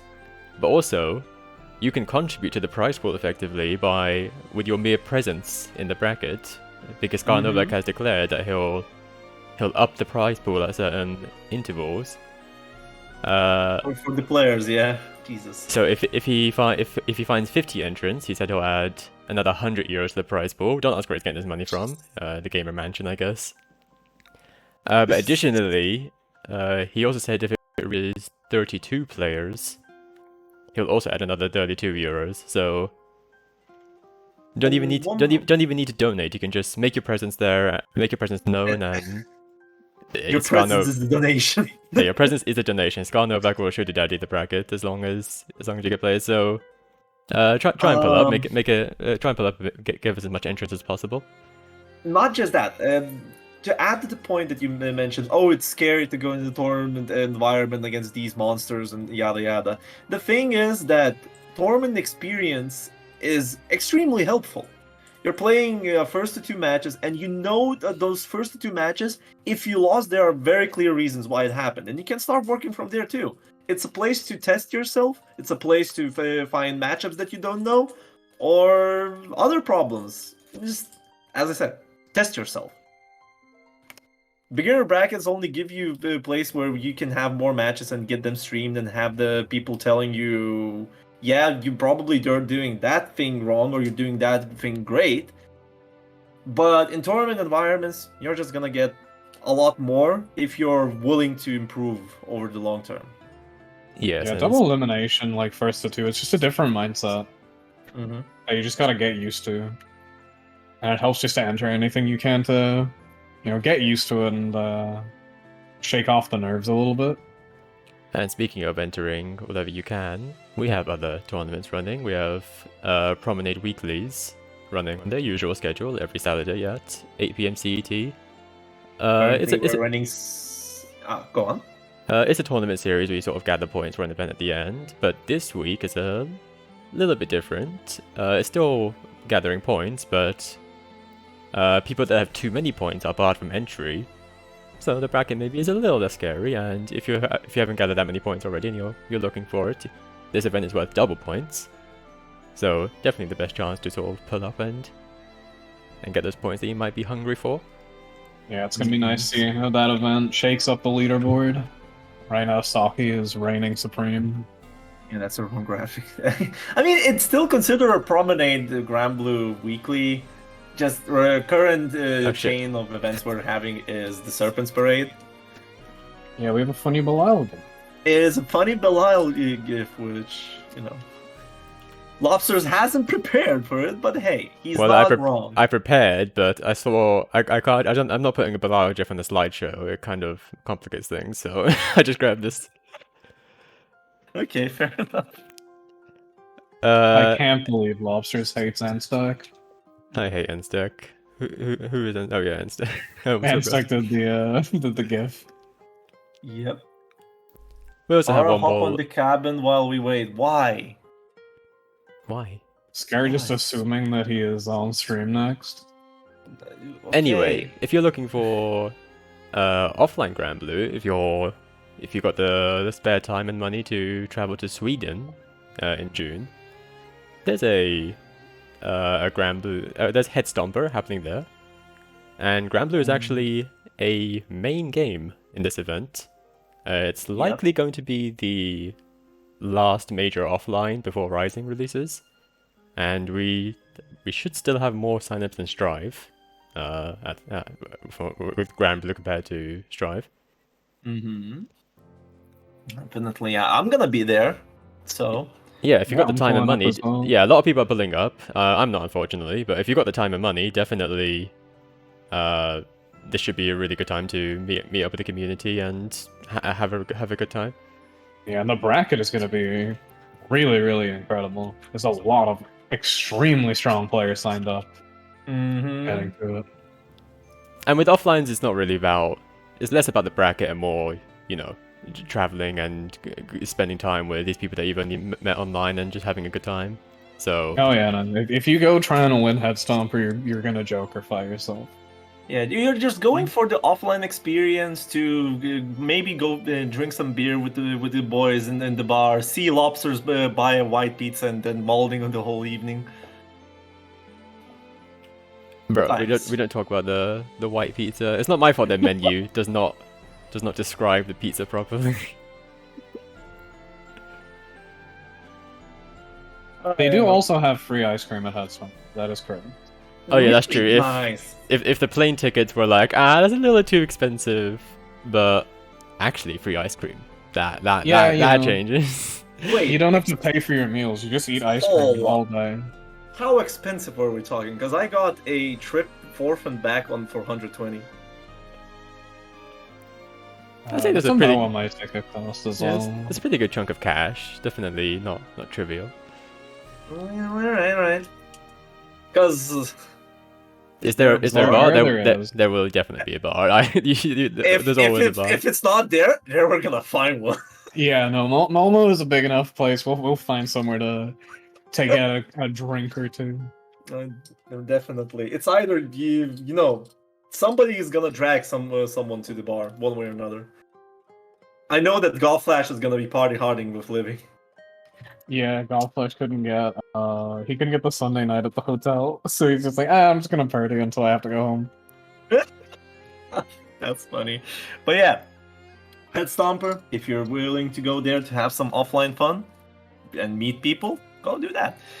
But yeah, our halfway point has been reached and we're gonna have ourselves a round 4 soon. We can always return to the good old beginner bracket and the section called You Can Ask Me Questions, and I'll attempt to answer them with the best capacity as I have. And please keep it on topic with the game. Because you can always DM me off topic questions. It's not like I don't answer them. Yeah, Riot is very easily distracted, so What the... try to keep it relevant, or he'll just go Charlie! into the abyss. Cease! Desist! Okay, and we have our stream games decided. We'll be good to go. Oh, what? Okay. If Chelly's gonna ask a question about the game, I'm willing to. Oh my fucking god. You can go into the bathroom, have fun. Okay, so. Please keep it on top with the game. But, for dinner, it's pizza day, so I'll have one big pizza for the whole day. ZK, I've started playing Virtue's Last Reward, bit by bit. But I've been playing other games at evenings to continue playing Virtue's Last Reward. And Honkai, no, Granblue Fantasy, yes.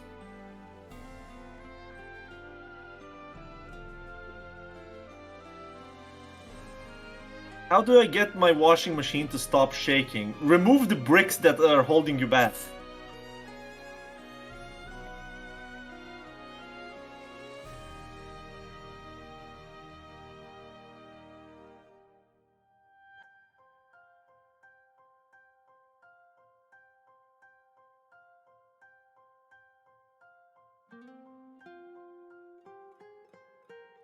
Just the legs to be the same height. Jesus. True, actually, yes, that is very, very true. I don't know, Jack. Which exact question are you asking? The washing machine as a metaphor of being godlike at the game, or the washing machine is that you have pretty bad washing machine at home right now? I don't know the answer to that, so hey.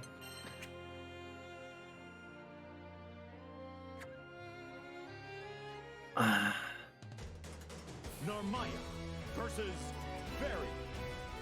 Anyways, with that done, you still can ask the questions. I will keep them in mind and answer them after the match. Please keep it on topic with the Granblue Fantasy. I'm trying to help people here. There we go, Narmaya versus Fairy. Yay! Welcome back. So, it's gonna be Shadowa, if I pronounce that correctly, versus Xu? Yeah, these are two names I'm not familiar with. No. Judging by the chat, they are French. Believe in victory. Battle. They're French players among us. Because the chat is popping off. Oh, you see, there are French and Spanish Granblue communities that have their own circles, and now with the sales, they keep on increasing the communities, and these kind of events, the beginner brackets, the weeklies, just help the whole Granblue community in Europe to be a bit more global. So it's nice to see new faces all the time, even if they come from very enclosed communities.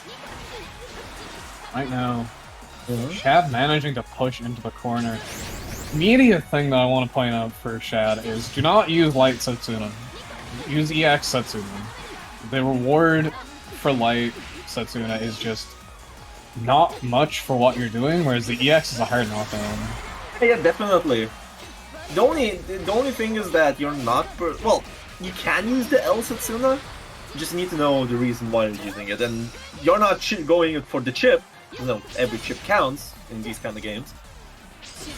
Yeah, like that. But or this works too. Of course, getting the EX Setsuna is better, but you're risking to have the cooldown and not having the Setsuna to pressure Fairy to, not press farm buttons like that. Yeah, it is working out in this matchup.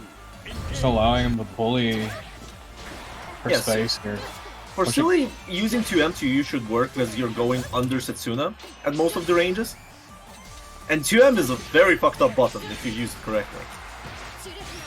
Yeah, 2M or 2U at these ranges. 2M especially would reach from max range of Setsuna. Yeah, I just saw the Abare Farlight use 2U. There's no reason to use Farlight that much. Yeah, 2U is extremely strong button. Doesn't get the pull in. Yeah, it's a war criminal of a button, to be honest. Oh no. This is something that Sully can work on too, is just getting the...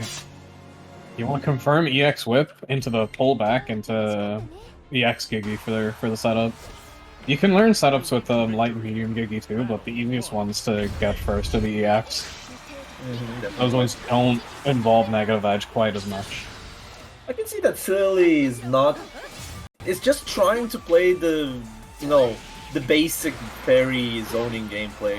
But I've yet to see Silly go for the, the fucked up Fairy things.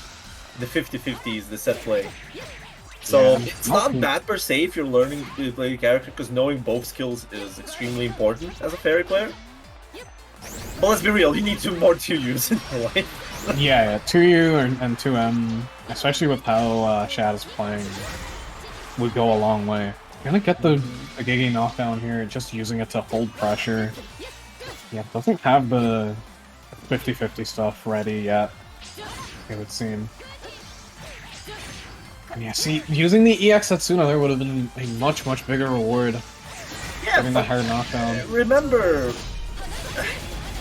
there's one thing I like to say against the Fairies, is that Fairy doesn't have the chip damage from the range, and if you get the health advantage, you can chill. Fairy needs to approach you. And given that Sully is not even doing much, being very passive. The only thing that you can get in the neutral here as a chip point would be the whip grabs, and even then whip grabs are reactable and you can just roll through them and at some ranges even punish them. Yeah, I'd like to see more 2M here, because, yeah, like that, you're seeing it immediately beat it sniping out that non-EX Setsuna. Jesus Christ, so many EX whips. If you're doing the EX whip, please do something out of it, get more reward! Where's your set play? Well, you'll get that set play later on. Okay. Just not getting the pullbacks. Just getting zoned out by these L Setsunas right now. Shad just able to walk this back to the corner again. Yep, just playing bit by bit. Teramissus is asking about the 1000 game rule. Lobsters, please go tell that exceptions may apply. Yeah, in a scene like this, it is hard to quantify beginner. That is going to lose to the OD! Yep. And that's unfortunately the damned if you do, damned if you don't moment. It'll be 2-0 so far for Shad. Just able to whittle down the HP with this light Setsuna game plan. I will say I do like to see that this Nermaya player is learning more neutral focus instead of going straight for the undroppables. Yep. Nermaya do be kind of a bait character in that regard. Quite difficult to play. But you don't need to... Well, knowing when to switch the stances and how to use it effectively is a difficult part with Nermaya. But if you have a clear idea of what the stances do and use them in given moments, like, you know, the Genji, the sheeted stance is for range poking and unsheeted is for pressure. You can start building from there, and just by playing in a while, after a while, you get there. Yeah, no, it is kind of difficult because he does have two entirely separate kits. But you're not exactly learning two characters. Like the offensive OD, Rush is gonna take it. Yeah, Raw Rush I think at this level is very strong. But it is quite an expensive... Not exactly risk because it is plus. And like even at higher levels people aren't spot dodging it that often. Yeah, it can't... Well, jumping works against it, to be honest. Yes, that's true. You can jump and get the punish too. Oh, goes for the RPS parry. Or maybe that was a walk forward fireball. A classic in this game. Game is absolutely hungry for DPs. And we see the Setsuna getting the hit, and that's gonna cancel out the Gigi. Alright, I feel this is that Shad is having the very funny... I don't want to use EX cooldowns because I want to have a cooldown all the time kind of mentality. Oh, that will be a catch. Yeah, not enough. Yeah, not close enough for the animation, but still manages to get some breathing room. Oh, we're just gonna get hit by that Setsuna. What people forget that if you're using an EX cooldown in the technical input manner, it's gonna be on cool... What? Silly? Silly? Oh, yeah, there we go! Sam show moment. Yeah. The thing is with the EX specialist, its cooldown is 8 seconds if you use the EX special. There are 99 seconds in the round. So divide it and you'll know how many EX specials you can use. The same EX special, by the way. They're the strongest versions of your specials. And you get, as you said, the hard knockdown from EX Setsuna. You get the hard knockdown from EX DP from your combos. You get more consistent Oki. Just use it. Why not? Yeah, a way I like to think about it is that if you have left a cooldown up for 8 seconds, you have wasted an EX. Especially if it's like, you didn't need it in that time. Mm-hmm. But of course, there is a time and place of using EXs. You don't need to be using it all the time. But at the same time, if you are choosing at that confirm, went for the regular DP, right? Why? You could use the XDP. Yeah, exactly. It's like if you're thinking about using the move, sometimes you gotta just think, you know, would I get more off this if I did EX, and will I be needing this in the next 8 seconds? And a lot of the time with Setsuna, you just won't be needing it. Especially if it hits, you're not going to need it before it comes back up. It's not really that much of a combo filler. It is somewhat of a combo filler due to the fact that it does give you a wall bounce next to the corner. But there are other ways of getting combos there. Yeah, Narmaya has 7 cooldowns. She can definitely route around it. It's wait, 7? 8?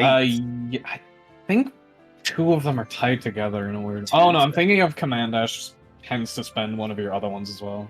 Yeah. Well, you can use the Command Dash regularly. But yeah, Narmaya is a pretty complicated character, to be fair. It is, but it doesn't require much to at least play her at effective manner. It's the optimizing Narmaya is the most difficult part, I'd say. Okay, here we have Alright, here we go. Big brain decision, starting out on the Jita. Just a very good way to learn the game. She's very footsie heavy and very rewarding on a lot of her hits. Versus that sounds like the description of a top tier. She might be somewhat top tier. She might be something of a strong. Cool looking, very good to play, strong reward, good footsies, pays your taxes, tucks you into bed, makes you dinner, you know, just the definition of the top tier character. Yeah, and on the other side we're gonna have Yule. The favored character for beginners. She is very fluffy. Oh yeah, she definitely. Has a very simple rushdown game plan. Very popular character as well, to be honest. Yeah, even as Gotcha quite a popular character. Just an all-around, a lot of Fox enjoyers out there. Yep, that's that Hanarashi. Is that plus? I know the EX version is plus. Yeah. That version of Hanarashi is always plus. You need a light combo from there. I know the EX one is, but I didn't know about the regular one. One thing already I'm gonna say to Kizal: don't use the backflip low if you're going back. It's punishable. So 214HM is actually pretty alright. There's a lot of ranges where it's actually safe, but yes, using it off the normal, it's much too much of a risk. I want to see from Cruz too is a lot more fireball. Playing's a little too aggressive. Yule has to come to you. She has no way of winning from far away. Whoa! Doesn't quite finish the Rekka. If those were delayed hits as well for the maximum corner carry. Yeah, no, if that last hit connected, that would have wall bounced. That move is so goddamn fine. Yeah. Alright, working. Oh, that is okay. No punish. Holy shit. That is plus. Yep. Here we go. Not gonna good. That was a wall bounce. Why did dude? I swear to God, this wall bounce is so weird. Yeah, no, its range is quite odd, and the further away you get it, the stronger it gets. Like, gonna have to use a medium here, but from further away you can combo into 2H. Or if you're big brain, you can go into stance and flip it up, but I don't have that kind of brain. No, there are all some Yule players that do have that brain. Also, yeah, Kasal doing a lot of the M Fox Flame pressure is something favored by one of our main Yules, Tuho Yuho. It can put you into an awkward little guessing game between the plus frames and the frame traps. I think Kasal is now playing very careful. Not needed to take unnecessary risks. You have all the time in the world. Close out that round. Yeah. There we go back. Oh my god. Again. That is the thing with 214M. It will go under projectiles, and it is quite nice on a counter hit. And even on normal hit, if you hit from far enough away, I believe you can combo now. I like that Kizalt is using 2M a lot. 2M is a very strong button for Yule after I've played quite a bit against Yules. The only thing that I'm not noticing is the far M's. Because with far M's you get enough time to confirm into whatever you want as a Yule. Yeah, no. Fire M quite a strong button. Not Plus, as bonkers as it was on release, but still a really, really strong option for her. no finisher. What? Take some range. Nice 2U to punish the dive. So bad guy, is that you? Yo, we rev 2, let's go. Oh, nice counter hit. Not ready. That's quite an awkward counter hit to get the full combo off of. Yeah, Is that gonna connect? yeah, that is connecting. Gonna jump in, get those jet chip damage in, no confirm. Oh, that is a wonky connection to be honest. OD backs, and now. Yeah, can no longer chip with these fireballs. It's gonna make getting in much, much easier. But still, any normal clipping just like that is gonna take the win. This character sucks. Yeah, there is a reason that you see her a lot at low level and not that much at high level. She has some pretty glaring weaknesses, unfortunately. So we'll But can overcome them. you have to remember one thing, that even if there are glaring weaknesses, at right hands you can make the character a menace. See Mary's Yule. He hates playing the Yule, but god, that he fucking owns people. Yeah, and there's definitely like good Yules to watch in Europe. You have Tuho, you have Miri when he busts her out. We've lost Ward, sadly. Oh, we have Kotash. Kotash has been... Yeah, Coach has been gaming lately, so... Of course, with Jita, we have no shortage of those either. We have Arefu, and we have Fiddleston. Okay, I'm gonna go for the shit. Now, I feel like Kizalt is currently... Wait, who won the last match? Was it Cruz or Kizalt? It was Cruz with the Farlight, yeah. Yeah. I'm just gonna keep the zoning game going here. Never mind, the Axel Brain is taking over. Yeah, get that counter hit. Yeah, it's working out pretty fine now. I feel that... Oh! Another low, bruh. Yeah, and those overheads just gonna clip. We got Kizalt around. Unfortunately, not blocking those universal overheads. And if you block it, then you just take your turn back, most of the times, of course. There we go, seeing the fight under. Unfortunately, not getting the combo. It's safer to go for L there, just to make sure you get the link. Gotcha, with the corner, gets the mash out on the overhead. Overhead is a risky option to go for if you haven't already, like, heavily established the throw game. Okay, one thing I'm gonna give to Cruz already, and to everybody that's playing and feeling that doing pressure in this game is weird. Don't use auto combo in pressure. It is negative on block, you're not getting much out of it. Frame trapping off it is usually unfeasible for most of the characters, effectively. It's better just to do a close light or 2L and then continue your pressure from there. Yeah, because right now, Cruz is doing... Yeah, see, Cruz doing all those auto combos on the block and not getting an auto punish. Yeah, wasn't quite ready for the punish. That could have been heavy into EX Raka into Kel. Like, currently Cruz is just hoping for lucky hits. That's how it feels. Both players actually are going for them.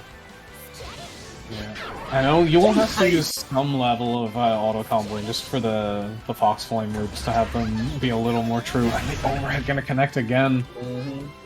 Because Saul been able to get rack up a lot of damage with them. Definitely. Ooh, it's gonna tie it up 1-1. You know, it's first to free. It's chill. You got time to adapt. This is the kind of game. Oh my god, goes for the air throw. Yeah, this is the kind of gameplay I want to see more from Cruz. It's just that fireball game.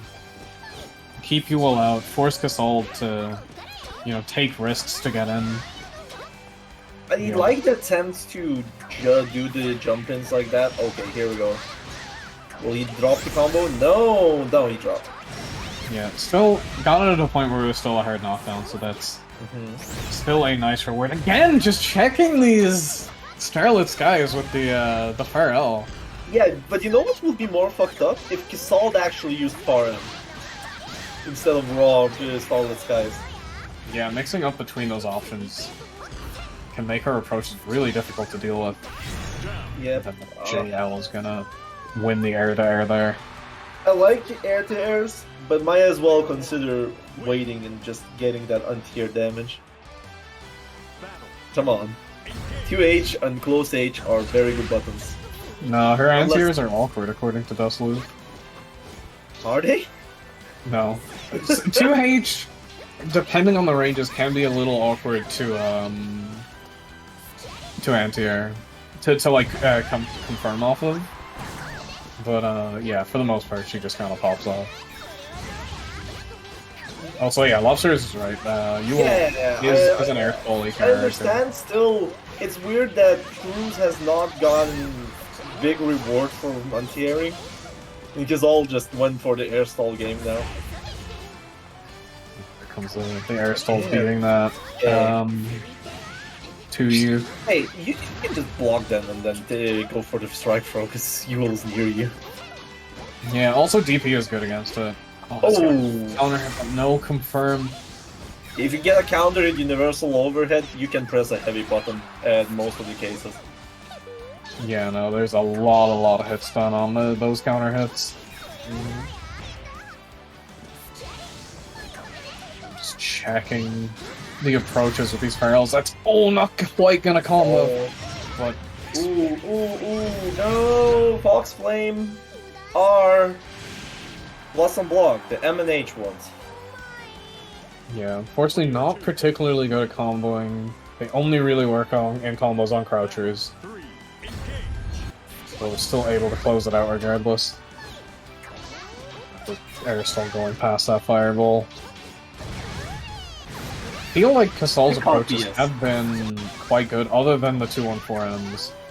Casal is approaching quite well, although Cruz maybe not forcing enough variation with the fireball game.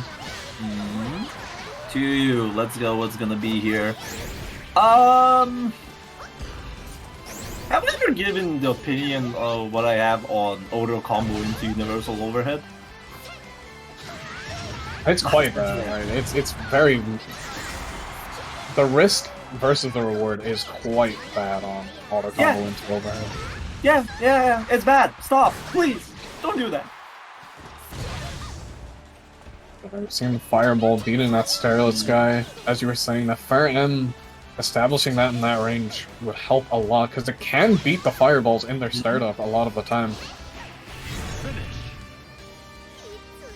Mr. Powell keep doing it against the... Motherfucker, you have butterflies to cover that shit. Anyways. Sorry for the outburst, because Mr. Powell, the Rat King himself. Yeah, you know, with our retreating overhead, it's not the worst. Yeah. But yeah, with one like Jita's or Yule's, it's definitely much more risky. And it's just, in general, quite a risky option to go to. The reward mostly comes in when you've established the throw game. If you catch them, like, quick tacking a lot, then it's good to start going for the overhead. Speaking about throw game, this is non-existent in the set. Yeah, I feel like a lot of beginners don't like to go for throws because of things like that. If you mistime them, you do get quite heavily punished. Virum, cheers! Yeah, I would quite like some beers, but I had some yesterday, so I have to be good and not do it. Ah, yes, definitely. Spoilers, I won't. Nice! Anti-air straight into the... Gasalt is taking all the advantage here of the anti-air damage, unfortunately dropping those hard combos. Punish! Here we go! Good. going for the non-EX knockdown, I don't agree with that. It could be an SSBA to kill. You know, at least if it's not gonna kill. Oh, sick RPS. Sick RPS. We have not seen that busted out yet.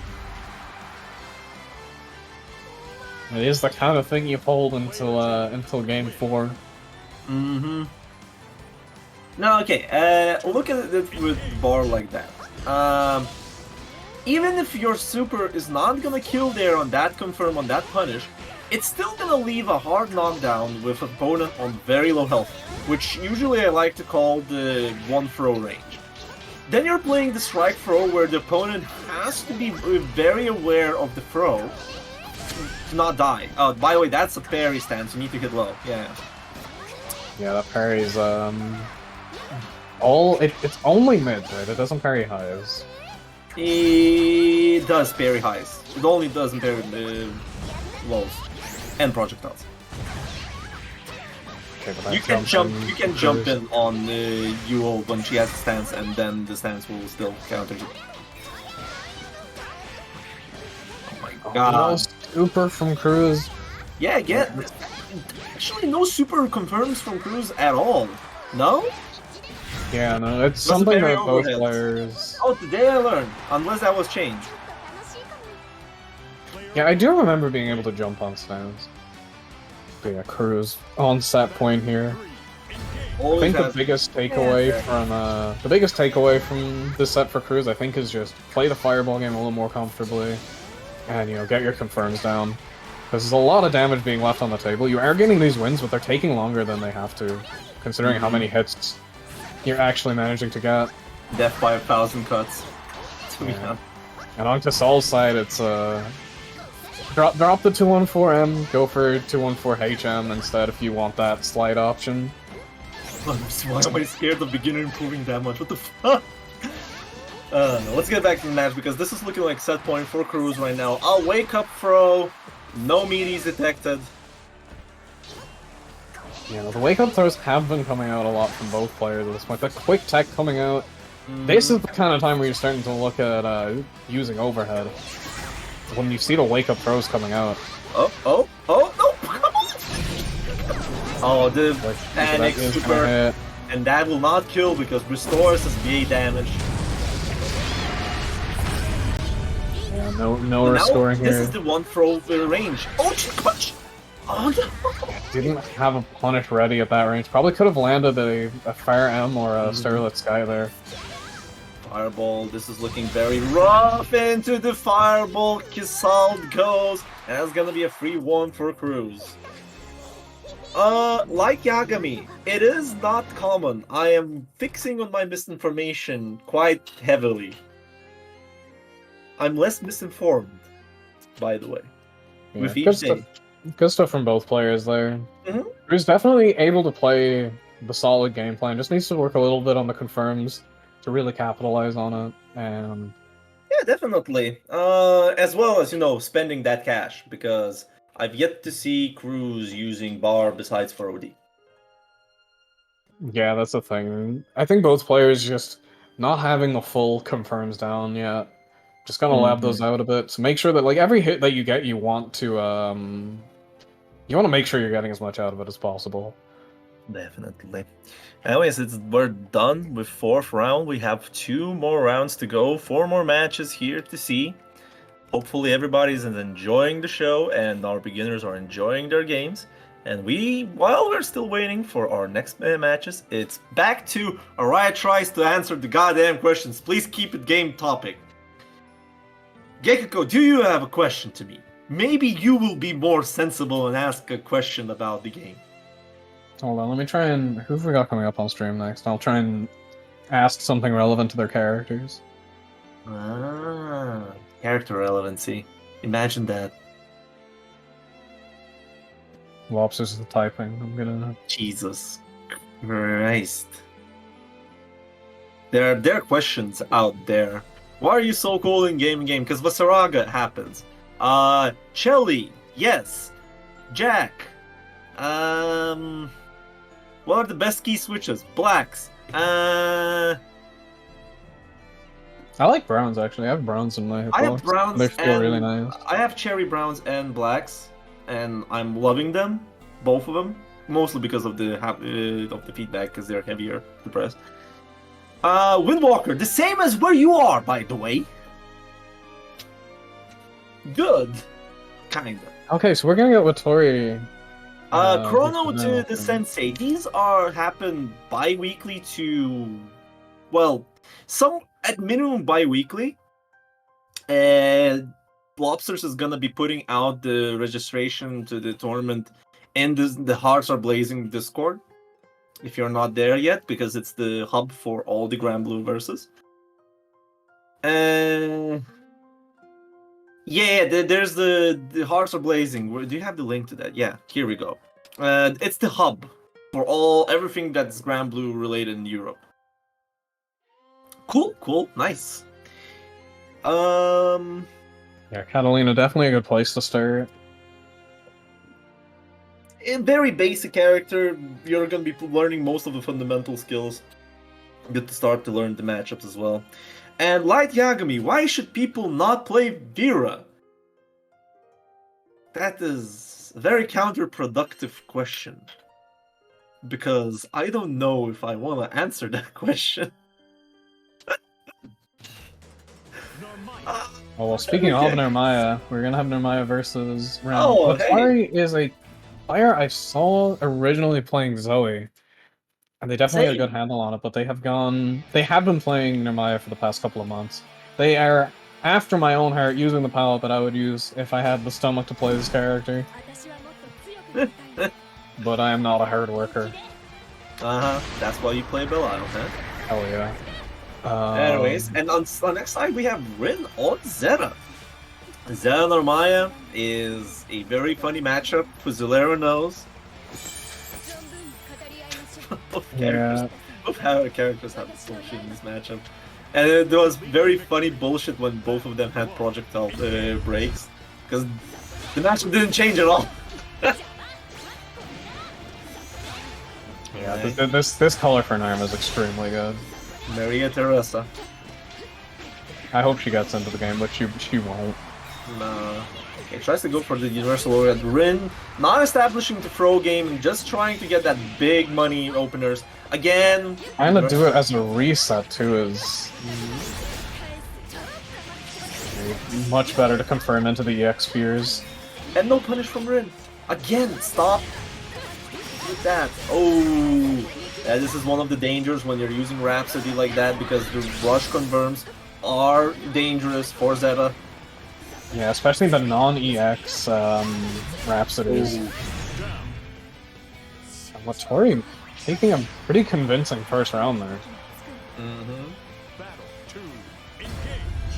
A very convincing game here for Watori right now, and now Rin is... What? That could have been a combo as well, but it's... Rin! Press a throw! Why are you going for universal overhead? Yeah, I like the EX flip there from Watori. It's very good at baiting a lot of options. Oh my god, the unblockable, or the undroppable. Not quite going for the full thing, but enough to kill. Oh yeah, definitely. That's first match too. Watori gonna any percent this right now. Yeah, looking very impressive so far in this Nirmaya. I am, of course, going to say the line. Please use the EX Satsuna. Actually, oh my god. Oh, unfortunately, that was the wrong stance option to get the confirm out of it there. Okay, what? Emerald Rhapsody? Those happen? Jesus Christ, yeah, Rin is not having the greatest time. Watori is just reaping lots of damage out of those confirms right now. Yeah, and this is like what I was talking about earlier with the players who like didn't quite have their confirms down. This is why, like, this is what you get when you have those confirms down. Like, Watori only needing a couple of hits per round to take the win. Yeah, maximizing the damage you do, reducing the interactions, nice punish. No, it's -7. Finally, throw, super jump. Yeah, okay. The big immediate thing for Rin It is time to learn Pogo. What? No punish! Unfortunate there for Rin. Getting that OD Now off have for to what's deal with worrying. the overdrive here. Oh, anti-air. No confirm there, but dude not having the counter hit. That's gonna hit low. TK Moonflip is kind of fucked up, not gonna lie. Yeah, no, it's very fast, plus frames, you beat throws with it. It's a very, very strong option. Definitely. Catches the throw. And there's the overhead! The throws have Finally! been... The throws Remember- were established, they get the counter. Please wait, I hope that is not on my end. Looking at the stream, it is. What is happening? Okay, gonna go like that. Gonna get the throw. Please another one. Yeah, here we go. This is what I'm looking for. OD out. I don't know if I'm gonna be telling people how to deal with OD because this is a bit not what you people usually should focus early on. Oh, that's a confirm and a half plus frames. Gonna go for OD. Now I'm gonna hold those plus frames, and now we're gonna be having NSSBA. And if Rin does it right, no! And don't do a raw super! Far H and SBA, come on! Yeah, Don't especially punish- with Zeta's super, right? That's gonna reach from max range fire heavy. Yeah!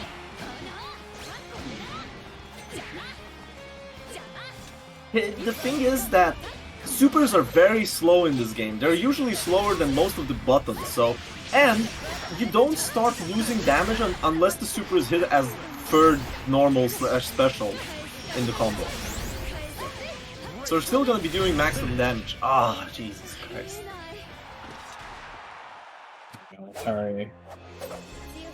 Very strong showing on the Nermaya. Yeah, but Tori just absolutely winning here. With 3-0 over Rin. I mean, for Rin, I can just already see several things. Like, I don't know what to give to Tori, besides the EX Satsuna, of course. And just cleaning up some of the combos. But for Rin, auto combo in the universal overhead. No! Your throw game at the start was built on an assumption. First throw several times. See the tech happening before you do the universal overhead shenanigans. And 3, far H into super. It's just that simple on punishing supers. Yeah, no, raw super on its own will just... It's just a touch too slow. It is much easier to just... Even taking like a medium, if you're not confident you can get the heavy, just going for a medium into super. Medium super will get the job done a lot of the time. Yeah, definitely. Anyways. Wait, what? Wait, what? We got a Uno? Yeah, so... they used to play Sards.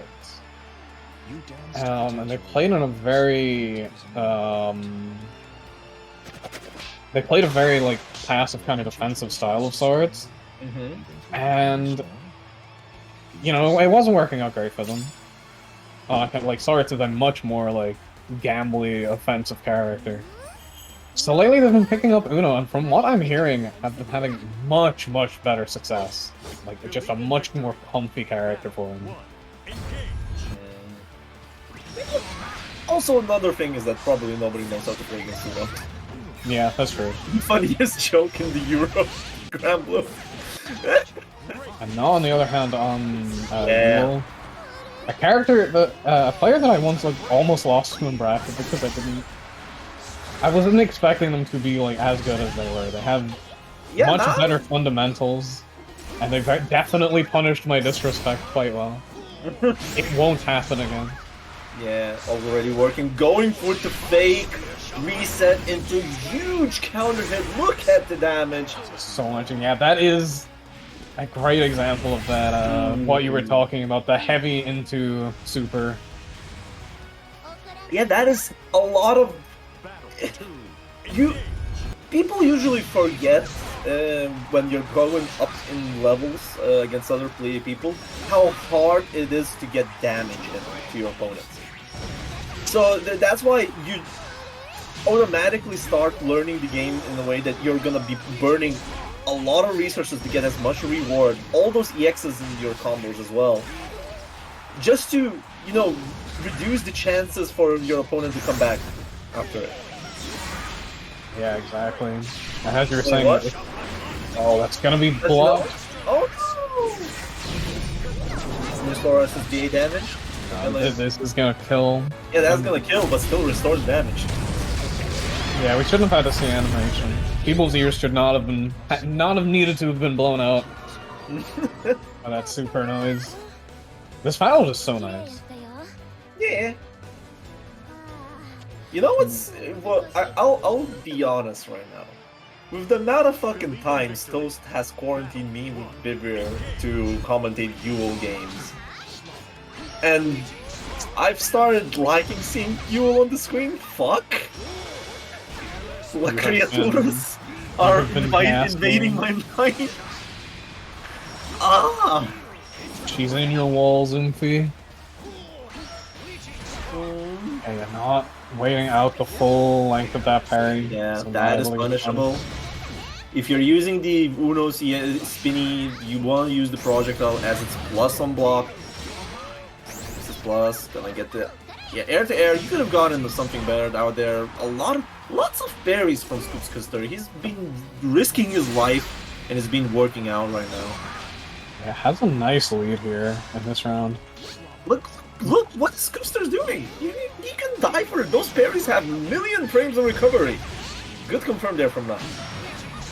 Yeah, the wake up parry again is gonna find its mark, and the far heavy gonna clip.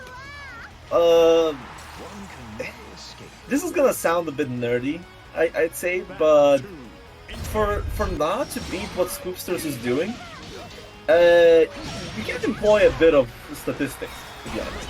You have all those situations, all those confirms that you're doing, all those knockdowns, and you saw Scoopsters just doing something on Wake Up right now, right? Why not just go and throw him on Wake Up? You haven't done that a single time, you don't know what the option is, and it beats the parry. Yeah, and we're only seeing parry. We're not seeing like wake up mash as well to beat the pro. You can either be respectful or just employ other options that will beat that mash that is causing you trouble. Oh, this as well. Yeah, good. Here we go. Oh, that was actually gonna land. What? That punched something. Yeah, I thought that I saw a block from now, but Lobsters, I know. Just the thing is, I'm trying to put a higher concept here, because right now Na is not doing any strike throw on the wake up part, which would be highly effective against Uno. Uno's parry is... it's a strong option, but it will lose with those. Yeah. And right now, Scoop is not being forced to establish the RPS on Wake Up. It's just able to go for these parries each time. A nice jump in from Na. The parry is very strong if you're the parry is very strong if you're working in between the strings, like you know the stagger pressures and you're using it against them, right? What? Oh no! A nice punish. Okay, that was good.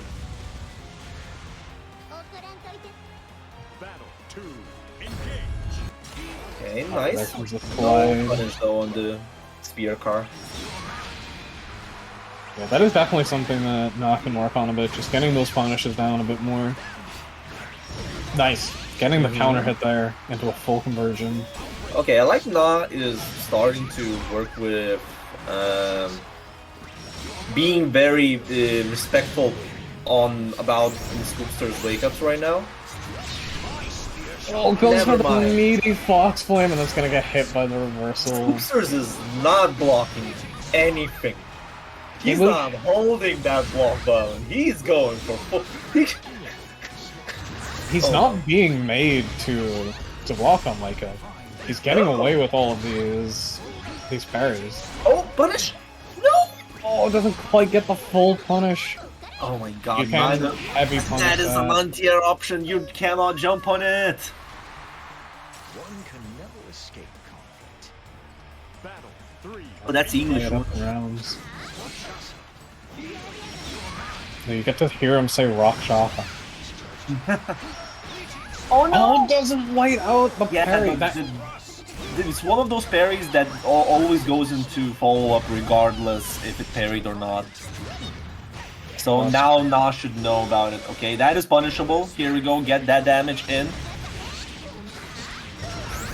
Nice damage here. Getting into the stance pressure. And the parry busting out again.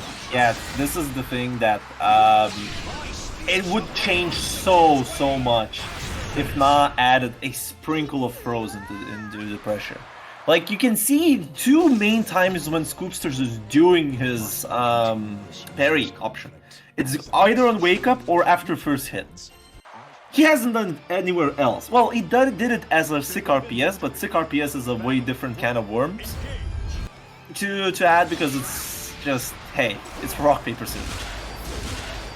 Oh, no, funny. Triple clash. Okay, the double overhead not getting blocked, and there he goes. Manages to catch before the follow-up comes out. Ooh, that caught the jump. Funny. That is not an interaction I'm used to. This insult, I believe, was a regular reversal super that got crossed up. Yeah. I'm gonna get shoved into the corner.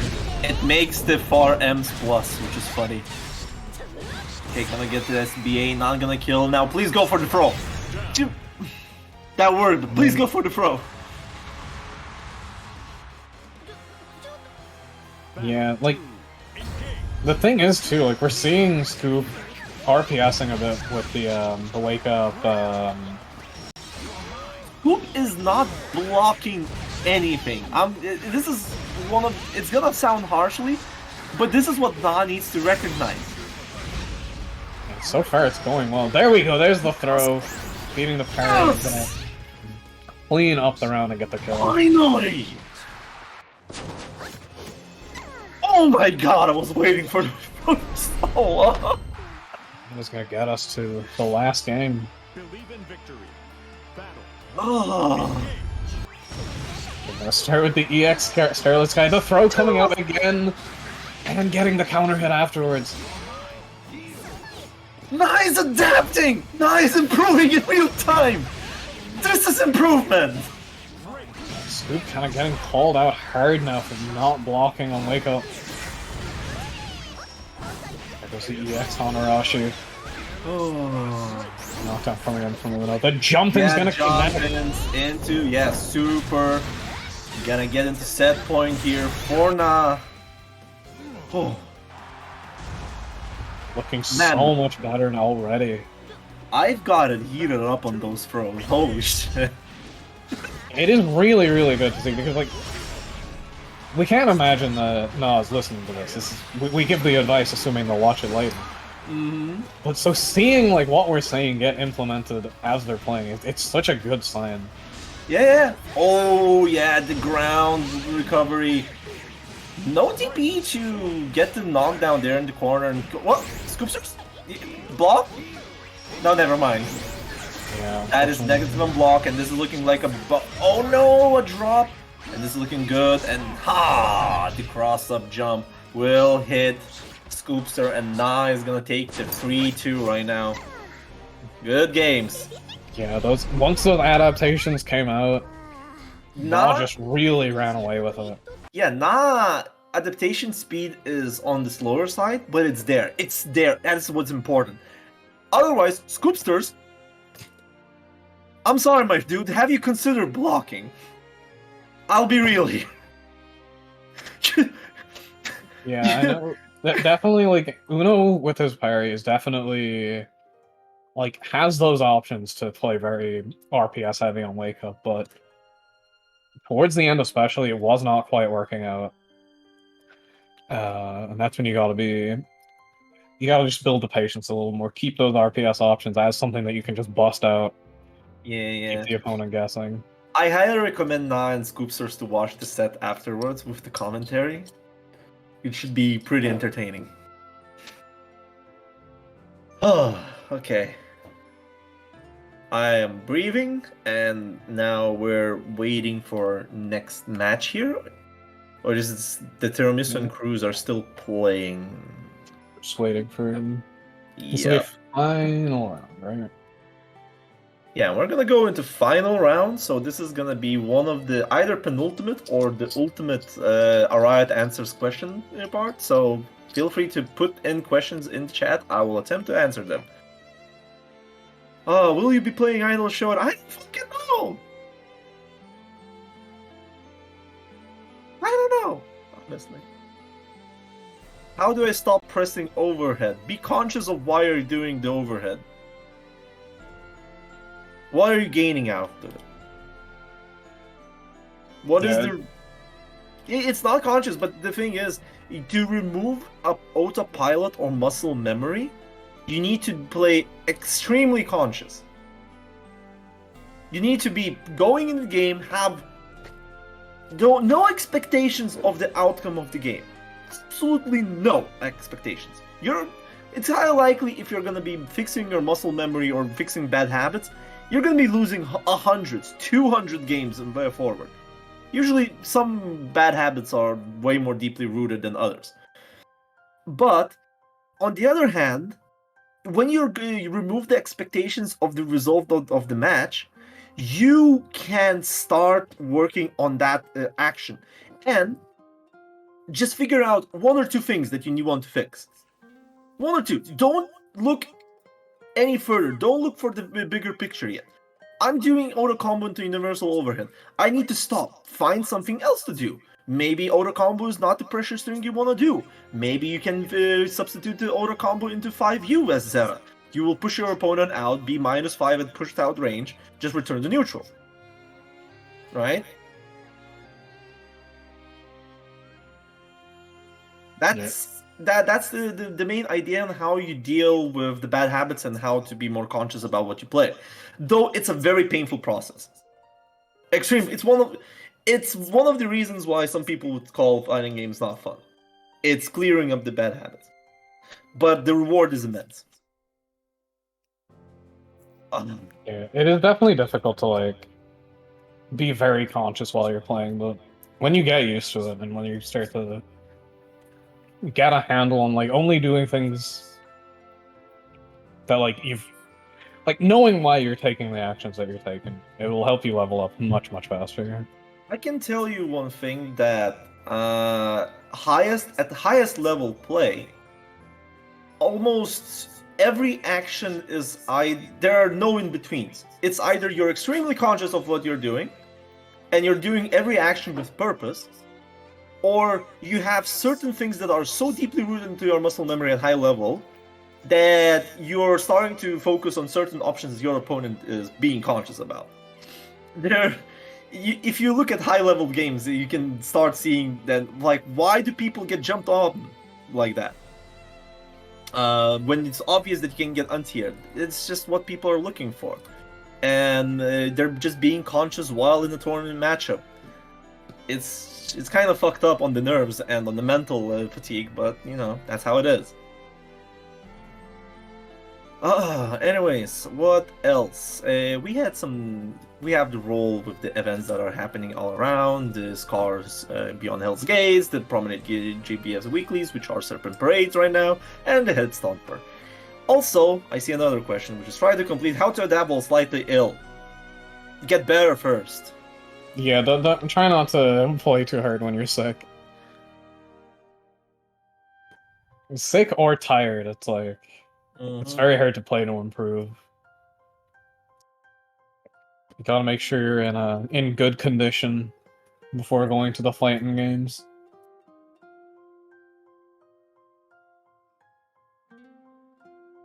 Oh, alright. We have our last round ready to go. We're just waiting for... Yeah, for the matches. I'm still open for some questions if needed. It's my kind of job to talk while we're waiting for our players. And answering questions is the best because they're usually with fighting games, every player learns the game in a non-linear fashion. And There is no catch-all advices besides the very, very big basic ones, like don't drop your controller or other thing on that level. You're gonna be encountering problems in the different timings and different players, different matchups. And if you have any of those problems or matchups that are giving you trouble, please do ask.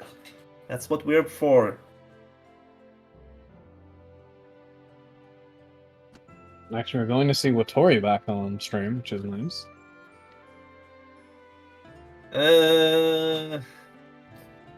Very good to see.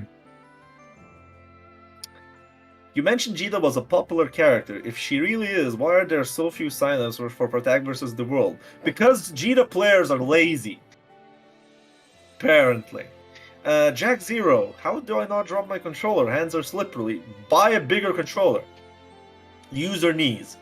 Scoopsters, yes, how to beat Miri. Just be better than Miri. Don't cancel your cancel your moves into special when he has 100 bar. Mm-hmm. Simple as. Do not do pressure. Do not engage. And that's hard to not drop the gun when you just eat every move. Fair. Livy asks a non-game question: is how am I doing? Pretty okay, maybe. I wish you were doing worse. Not gonna lie. What the fuck do you mean? I just think it'd be funny for the culture. The culture, laughing at my misfortune. Yeah. SMH. Yeah, we're going to see the Yip Apprentice versus Watori. Yeah, so Nayu, which is a very interesting name to say, versus Watori. Watori showed some good Narmaya shenanigans. Right now, we haven't seen Nayu at all, so if I had to consider, I want to see what Nayu has to offer, because Na currently was, what, defensive Universal Warrior? Okay, we're gaming. Yeah, they traded there, but coming out on top for Nayu. One of the first things we saw is going for the Fox Flame combo.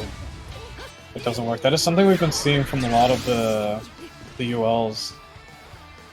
Oh my god, did not believe, and that's gonna be overdrive.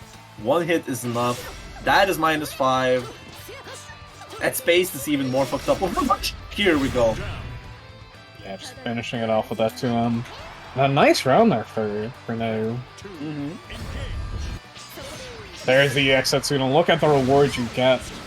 Fortunately, not getting the safe jab out, so the DP is going to land. Wow, just rolls that M solid sky. That is punishable. Do I commentate this as a beginner match? I don't know. They're playing fine. Yeah, so far, like, not much to analyze, except that you very much need to do that as a confirm, which is a very difficult thing to win. Confirms are quite hard. Unless you're playing against characters that have very shitty 6-frame options and don't have long-range 7-framers, like Basaraga, Fairy, Metera. You can roll that out. You'll just get a tap on the wrist. Okay, getting the activation. I guess I can start talking about this because now we're getting into the level. Oh my god. And gets the micro dash as well. Yeah. White at the ender was gonna get the throw. Did not believe in the combo that would connect, so probably that was the case. Overdrive, and how do you deal with it? We're starting to breach this topic because Watori has been using the overdrive very, very liberally, I feel. Yeah, I think at this level, overdrive comes out a lot, so it is good to know. Like, you just kind of, when they have 100 meter, need to be ready to spot dodge. You need to not overcommit on your offense. You know, a lot of special cancels are going to get caught by it, a lot of, like, runs are going to get caught by it. Have to be ready with the spot dodge. The thing is, overdrive is best used if you're calling out a slow option. A throw, a longer poke, whatever, right? Or using offensively like that. But otherwise, if you're using it defensively, you as an offensive player, you need to be prepared for it. Wow! Okay. The roll run up, bro. The indecision from Motori was the downfall there, and now you just getting that run up. Yeah, impressive stuff so far from Nayu. He gets the RPS parry. Oh, no confirm. Yeah. You can let both hits of that rock and make sure that you get the confirm each time. The run up throw from Motori. Yeah. Gonna beat that stance, but the fuzzy jump out of the corner. Wait, fuzzy jump? Is that a legal term in the beginner bracket? Yeah, that's a pretty high up move. I haven't even learned it yet. It's definitely not because I'm lazy. Hey, I'm bad at it. Don't worry. I just don't even go for it. I'm lazy. It's a very good option to know in this game. Yeah, it's just you delay your jump a little bit, so you will block a frame trap, but jump if they go for the walk-up throw. So seeing people bust it out at this level is quite good. Oh, what bait was for throw! that? No, that wasn't the bait for a throw. That was a super jump just to bait the OD. Oh, yes, trying to get over it. Oh, we're gonna see Motori maybe switching over to the Zoe. Oh, we got a Zoe coming up? Yeah, Motori, when I first encountered them was a Zoe player. What? Motori, yeah? Gonna change the characters. We're gonna be seeing not Narmaya. We're gonna see Yule versus Zoe, yeah! Yeah, maybe gonna want to favor having the dragon projectiles to keep Yule out. Keep Yule out and just try not to get cornered by this pressure. Okay. Zoe also a character with like strong anti-air options, strong grounded options like the 2M. And the projectile, one of the best non-EX projectiles in the game. And also 2U being 7-framer, a very strong option as a defensive Abare. You know, getting out of the corner there by using it. Okay, it's gonna get the confirm here. Into the H-Dragon setup. Gonna hit that low. Getting that hard knockdown. You just need to react. What? Okay. Okay. Alright, what is the scramble? What is the spaghetti? Mom spaghetti on the floor from both players. The scramble is real. Yeah, I like the Nayu busting out the DP to deal with the Zoe HDP. It's not quite close enough for the wall bounce. Oh, the shimmy, but doesn't capitalize off of it. Working there. L-Dragon. Oh, unfortunate record punish. Nice punish. Yeah, no DP coming out for the Ender though. Motori went for the Rekka there just to be wild at neutral and just pre-buffered the low option and just got... That's a lot of damage already done for this one small blunder. And now Nayu is relishing that fact. Oh, 2M. The jump scare 2M into EX Rekka. Nice blocks and gets the activation. That's what I was saying earlier. You can't commit to something like a throw. Or you have to be very careful committing to throws when they have 100 meter because that OD is going to beat that. Fun fact, for those that don't know, if Zoe runs out of the Dragon Bar, you can use the projectile icon to know when the dragon's gonna be up. Yeah, and then you get a whole half bear back when he does come back. Nice use of the dragon so far to just push into this corner, but the DP is going to come out. And in response, the HDP, a very good anti-air option for Zoe. Yeah, definitely. But now, the EX Lightning is a really good air stall option as well, but the thing is for now, you need to be prepared for it and spot dodge. And... nice! There we go! The spot dodge on the OD. So much damage from that combo too. And the counter hit over, that'll be a kill. I believe that is the game for Nayu. Take it over with 3-0. Jesus Christ. Nayu just getting that. It was looking like for going for Vittori there at that round. And then Nayu said, "No, you're dead." Oh, very good play there. Definitely good The stuff. Yippers are getting too strong. Mm-hmm. And now we're gonna go into our last game of tonight here, which is gonna be... What are we having? We're having Scar here, right? Yep, we have Scar versus Cinder. We're gonna Oh, see boy. another Lwane versus Belial match. Oh, definitely. But this time, Cinder did play a bit against Lwane's, has more matchup knowledge than Neff, I feel. So we might see more interesting things. You'll see how she is able to deal with the shenanigans. I feel like Scar, a very shenanigan-heavy player, likes to send shit. And also, we're getting information that this determines the first place for the Swiss tournament here. Yes, I believe if Scar wins this, he will just simply be 6-0. But if Cinder wins, they'll be tied, but because Cinder is the one who beat Scar, she will win, I think. Hey. Here we go. Yeah, tiebreakers do impact that. Let's get into Lwane versus Belial. This matchup is... I mean, it's quite good. It's a Belial matchup. It is... Tell me, can you... Okay, honest question. Does Belial have bad matchups? Nope. His worst matchup... Unironically, his worst matchup is the Mirror. Just because Belial is one of the only characters with tools that are good at dealing with his own stuff. Yeah, that is very funny. Oh, wake up throw, the strive moment here.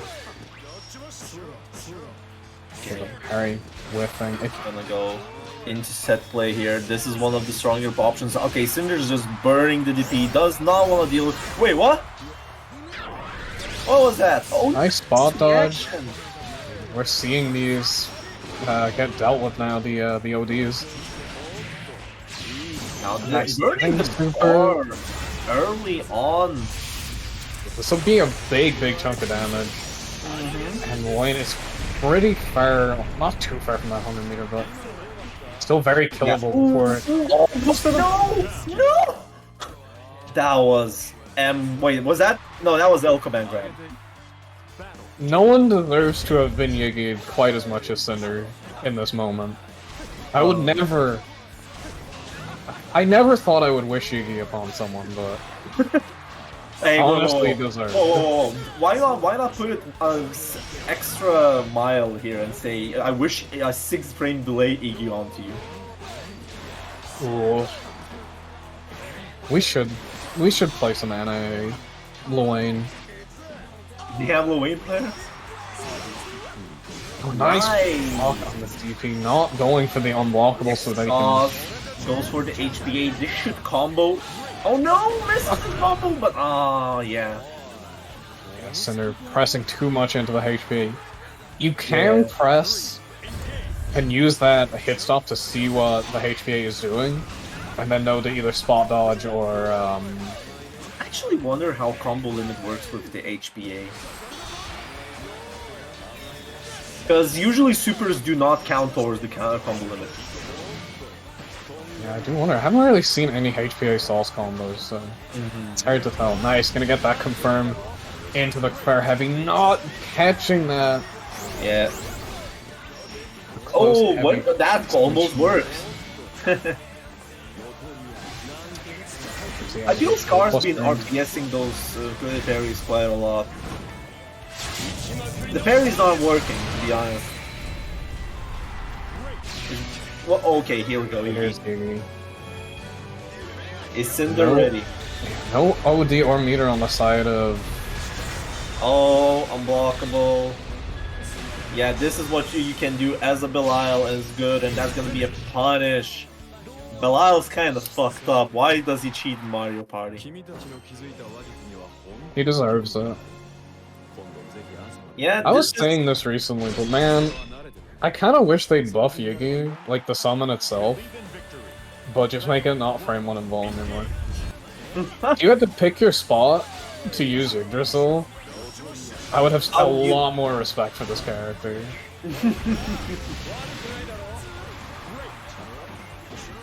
Okay, working on there, gonna confirm. Yeah, this has so much hit stop. It is insane. Okay, Matt. We're seeing the actually good Lane option come into play. I like seeing the parry used as an anti-air because you can't just spot dodge the follow-up. Okay. Here's Dodie. This is very, very handy. Okay, let's see. Hi. Gonna go low. Yeah. Cinder knows. No! Quite able to get it for the entire duration. That'll be another round for Scare. Quite a back and forth so far. The MDP coming out, gonna get parried in response. This is the Caterpillar though. Again, using the universal overhead like that is very risky. Jump useless, putting in work. A lot of those command grabs, again, the parry. Oh no. It might be good to check with EX projectiles and see if these are fuzzy matches or if they're reactions. Okay, I would like to see Scar to start working on using a more EX Caterpillar, to be honest. And if you know that the 5U is coming, you can press QH. You can get a very... Oh my god. Able to block the low. Yep. Now And the overhead. high. Yeah, Oh, locked in by the boy. lasers. Yep, here we go. Winning by the Lwane. Classic set play shenanigans. One thing that's smart from Scare is we saw the Yggdrasil came out, and Cinder dealt with it really, really well. Yeah, but now... And now he's just not using it anymore. He's using the HBA instead. In my opinion, when you learn the Mario Party, it is way harder to deal against HBA than Mario Party. To be honest. There's a reason why Scar's been using more HBA now. Yeah, no, it's much less risk too. Try to go for the empty low, gets the beat. Okay, working in here again. A lot of damage. Scar is just getting all those counter hits. Cinder's picking very bad moments to go for options. Oh my god, nice. Nice. That's the spot dodge this time. Again! Going for the auto combo into Command and Scare is just ready for it. I'm gonna use that to get the kill. You know what I usually figured out after a while? People become very, very lazy on how they take back their turns. You don't particularly always have to take your turn with the button. You can run up and throw. And that would change a lot against Scar. Like getting the parry hit, spot dodging, you're at strike throw range. Yeah, exactly. If you can't get the punish, like, you may as well just try and take more advantage. You can get them, if you're running up and throwing in a situation like that, you can start to get the opponent, like, kind of RPS, pressing on their own minus frames. And then we have to... Yeah, Cinder knows exactly how to deal with this. Mario Party ain't having shit against Cinder. I think he wants to maybe bust out the rocks a little more when he's seeing that happening. At this point, when you know that Iggy is not gonna be working out, my opinion for Scar would be using 4M Rush Confirms more for the bar, or playing more HPA. Yeah, exactly. Use the meter for the other options that you have. Because, unironically, one of the weakest things that Lwane has is the corner carry. 4M into Rush into EX Awesome Sauce fixes that. Yeah, it actually does bring him quite far. That's the spot that's coming out again. Cinder, represent more options. She is at least getting the pressure, which for Belial is very, very good. Belial's pressure is extremely scary. She's 5-Uing all of these, and Scary just... I don't know if you can 2H after that, but has not been able to yet. Again, I swear to God he's reacted to these command throws. They have not been working out at all. Yeah. That's a really strong thing to have in this matchup. Okay, HBA. Oh my god! You know, I think that would have been safe covered by the missiles. Yes! That was kinda nasty. You know, I saw that he had started playing Lane, and I was like, oh, okay, we got another funny jokester. I'm gonna pick the worst character. I'm gonna pick Lane. Ha ha ha. He's so funny. He's so bad.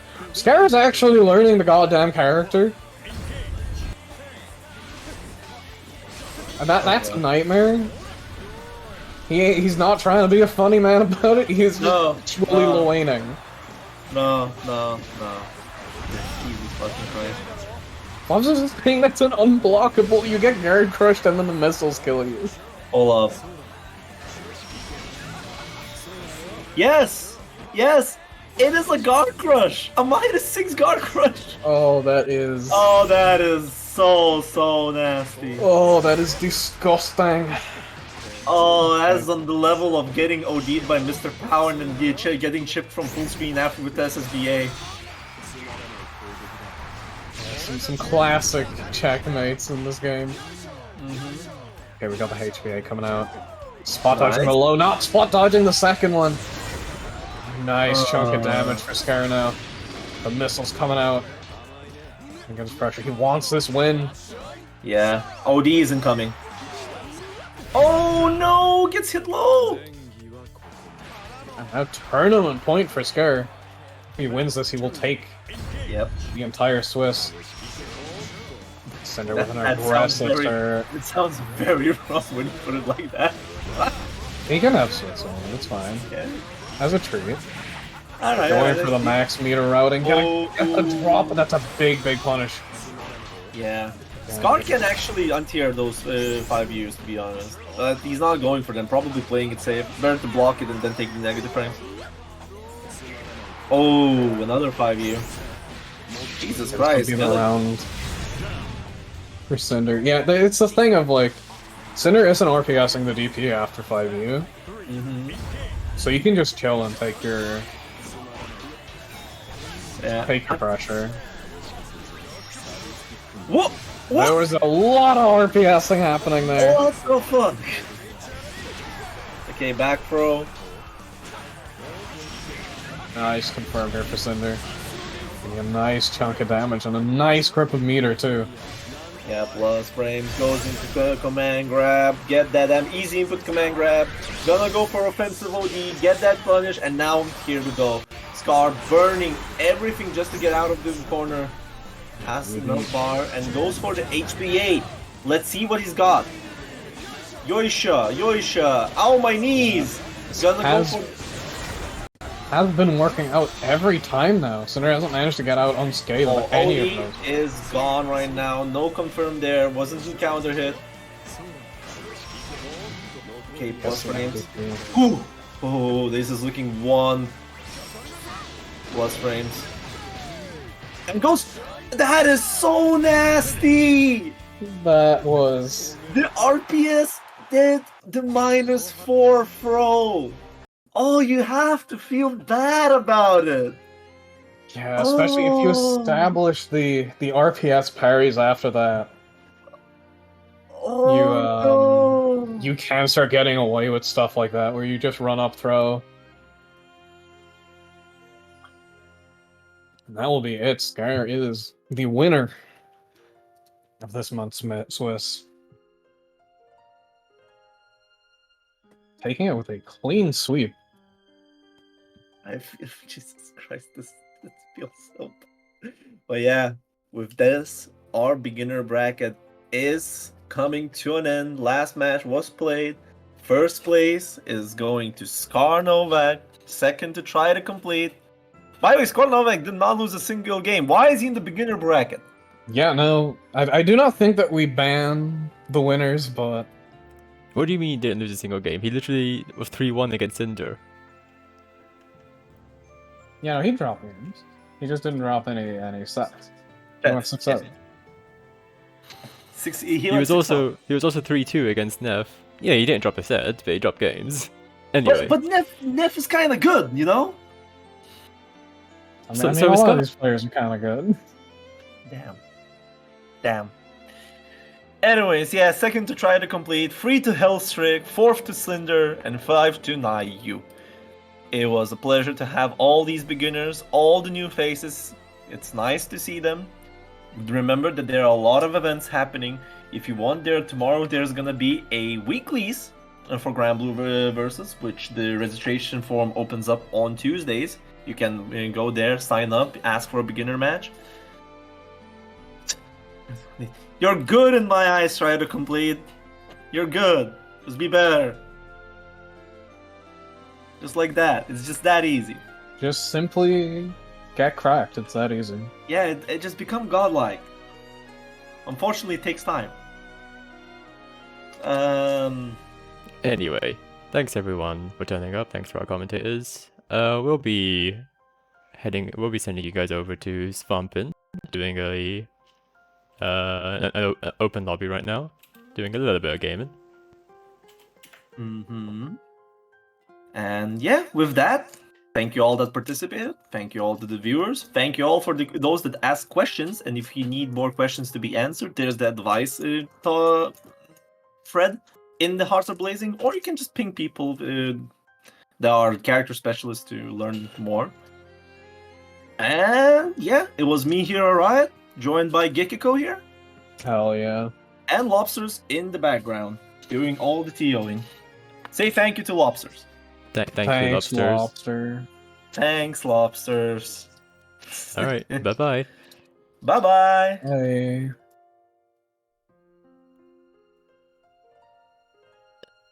Alright, raid.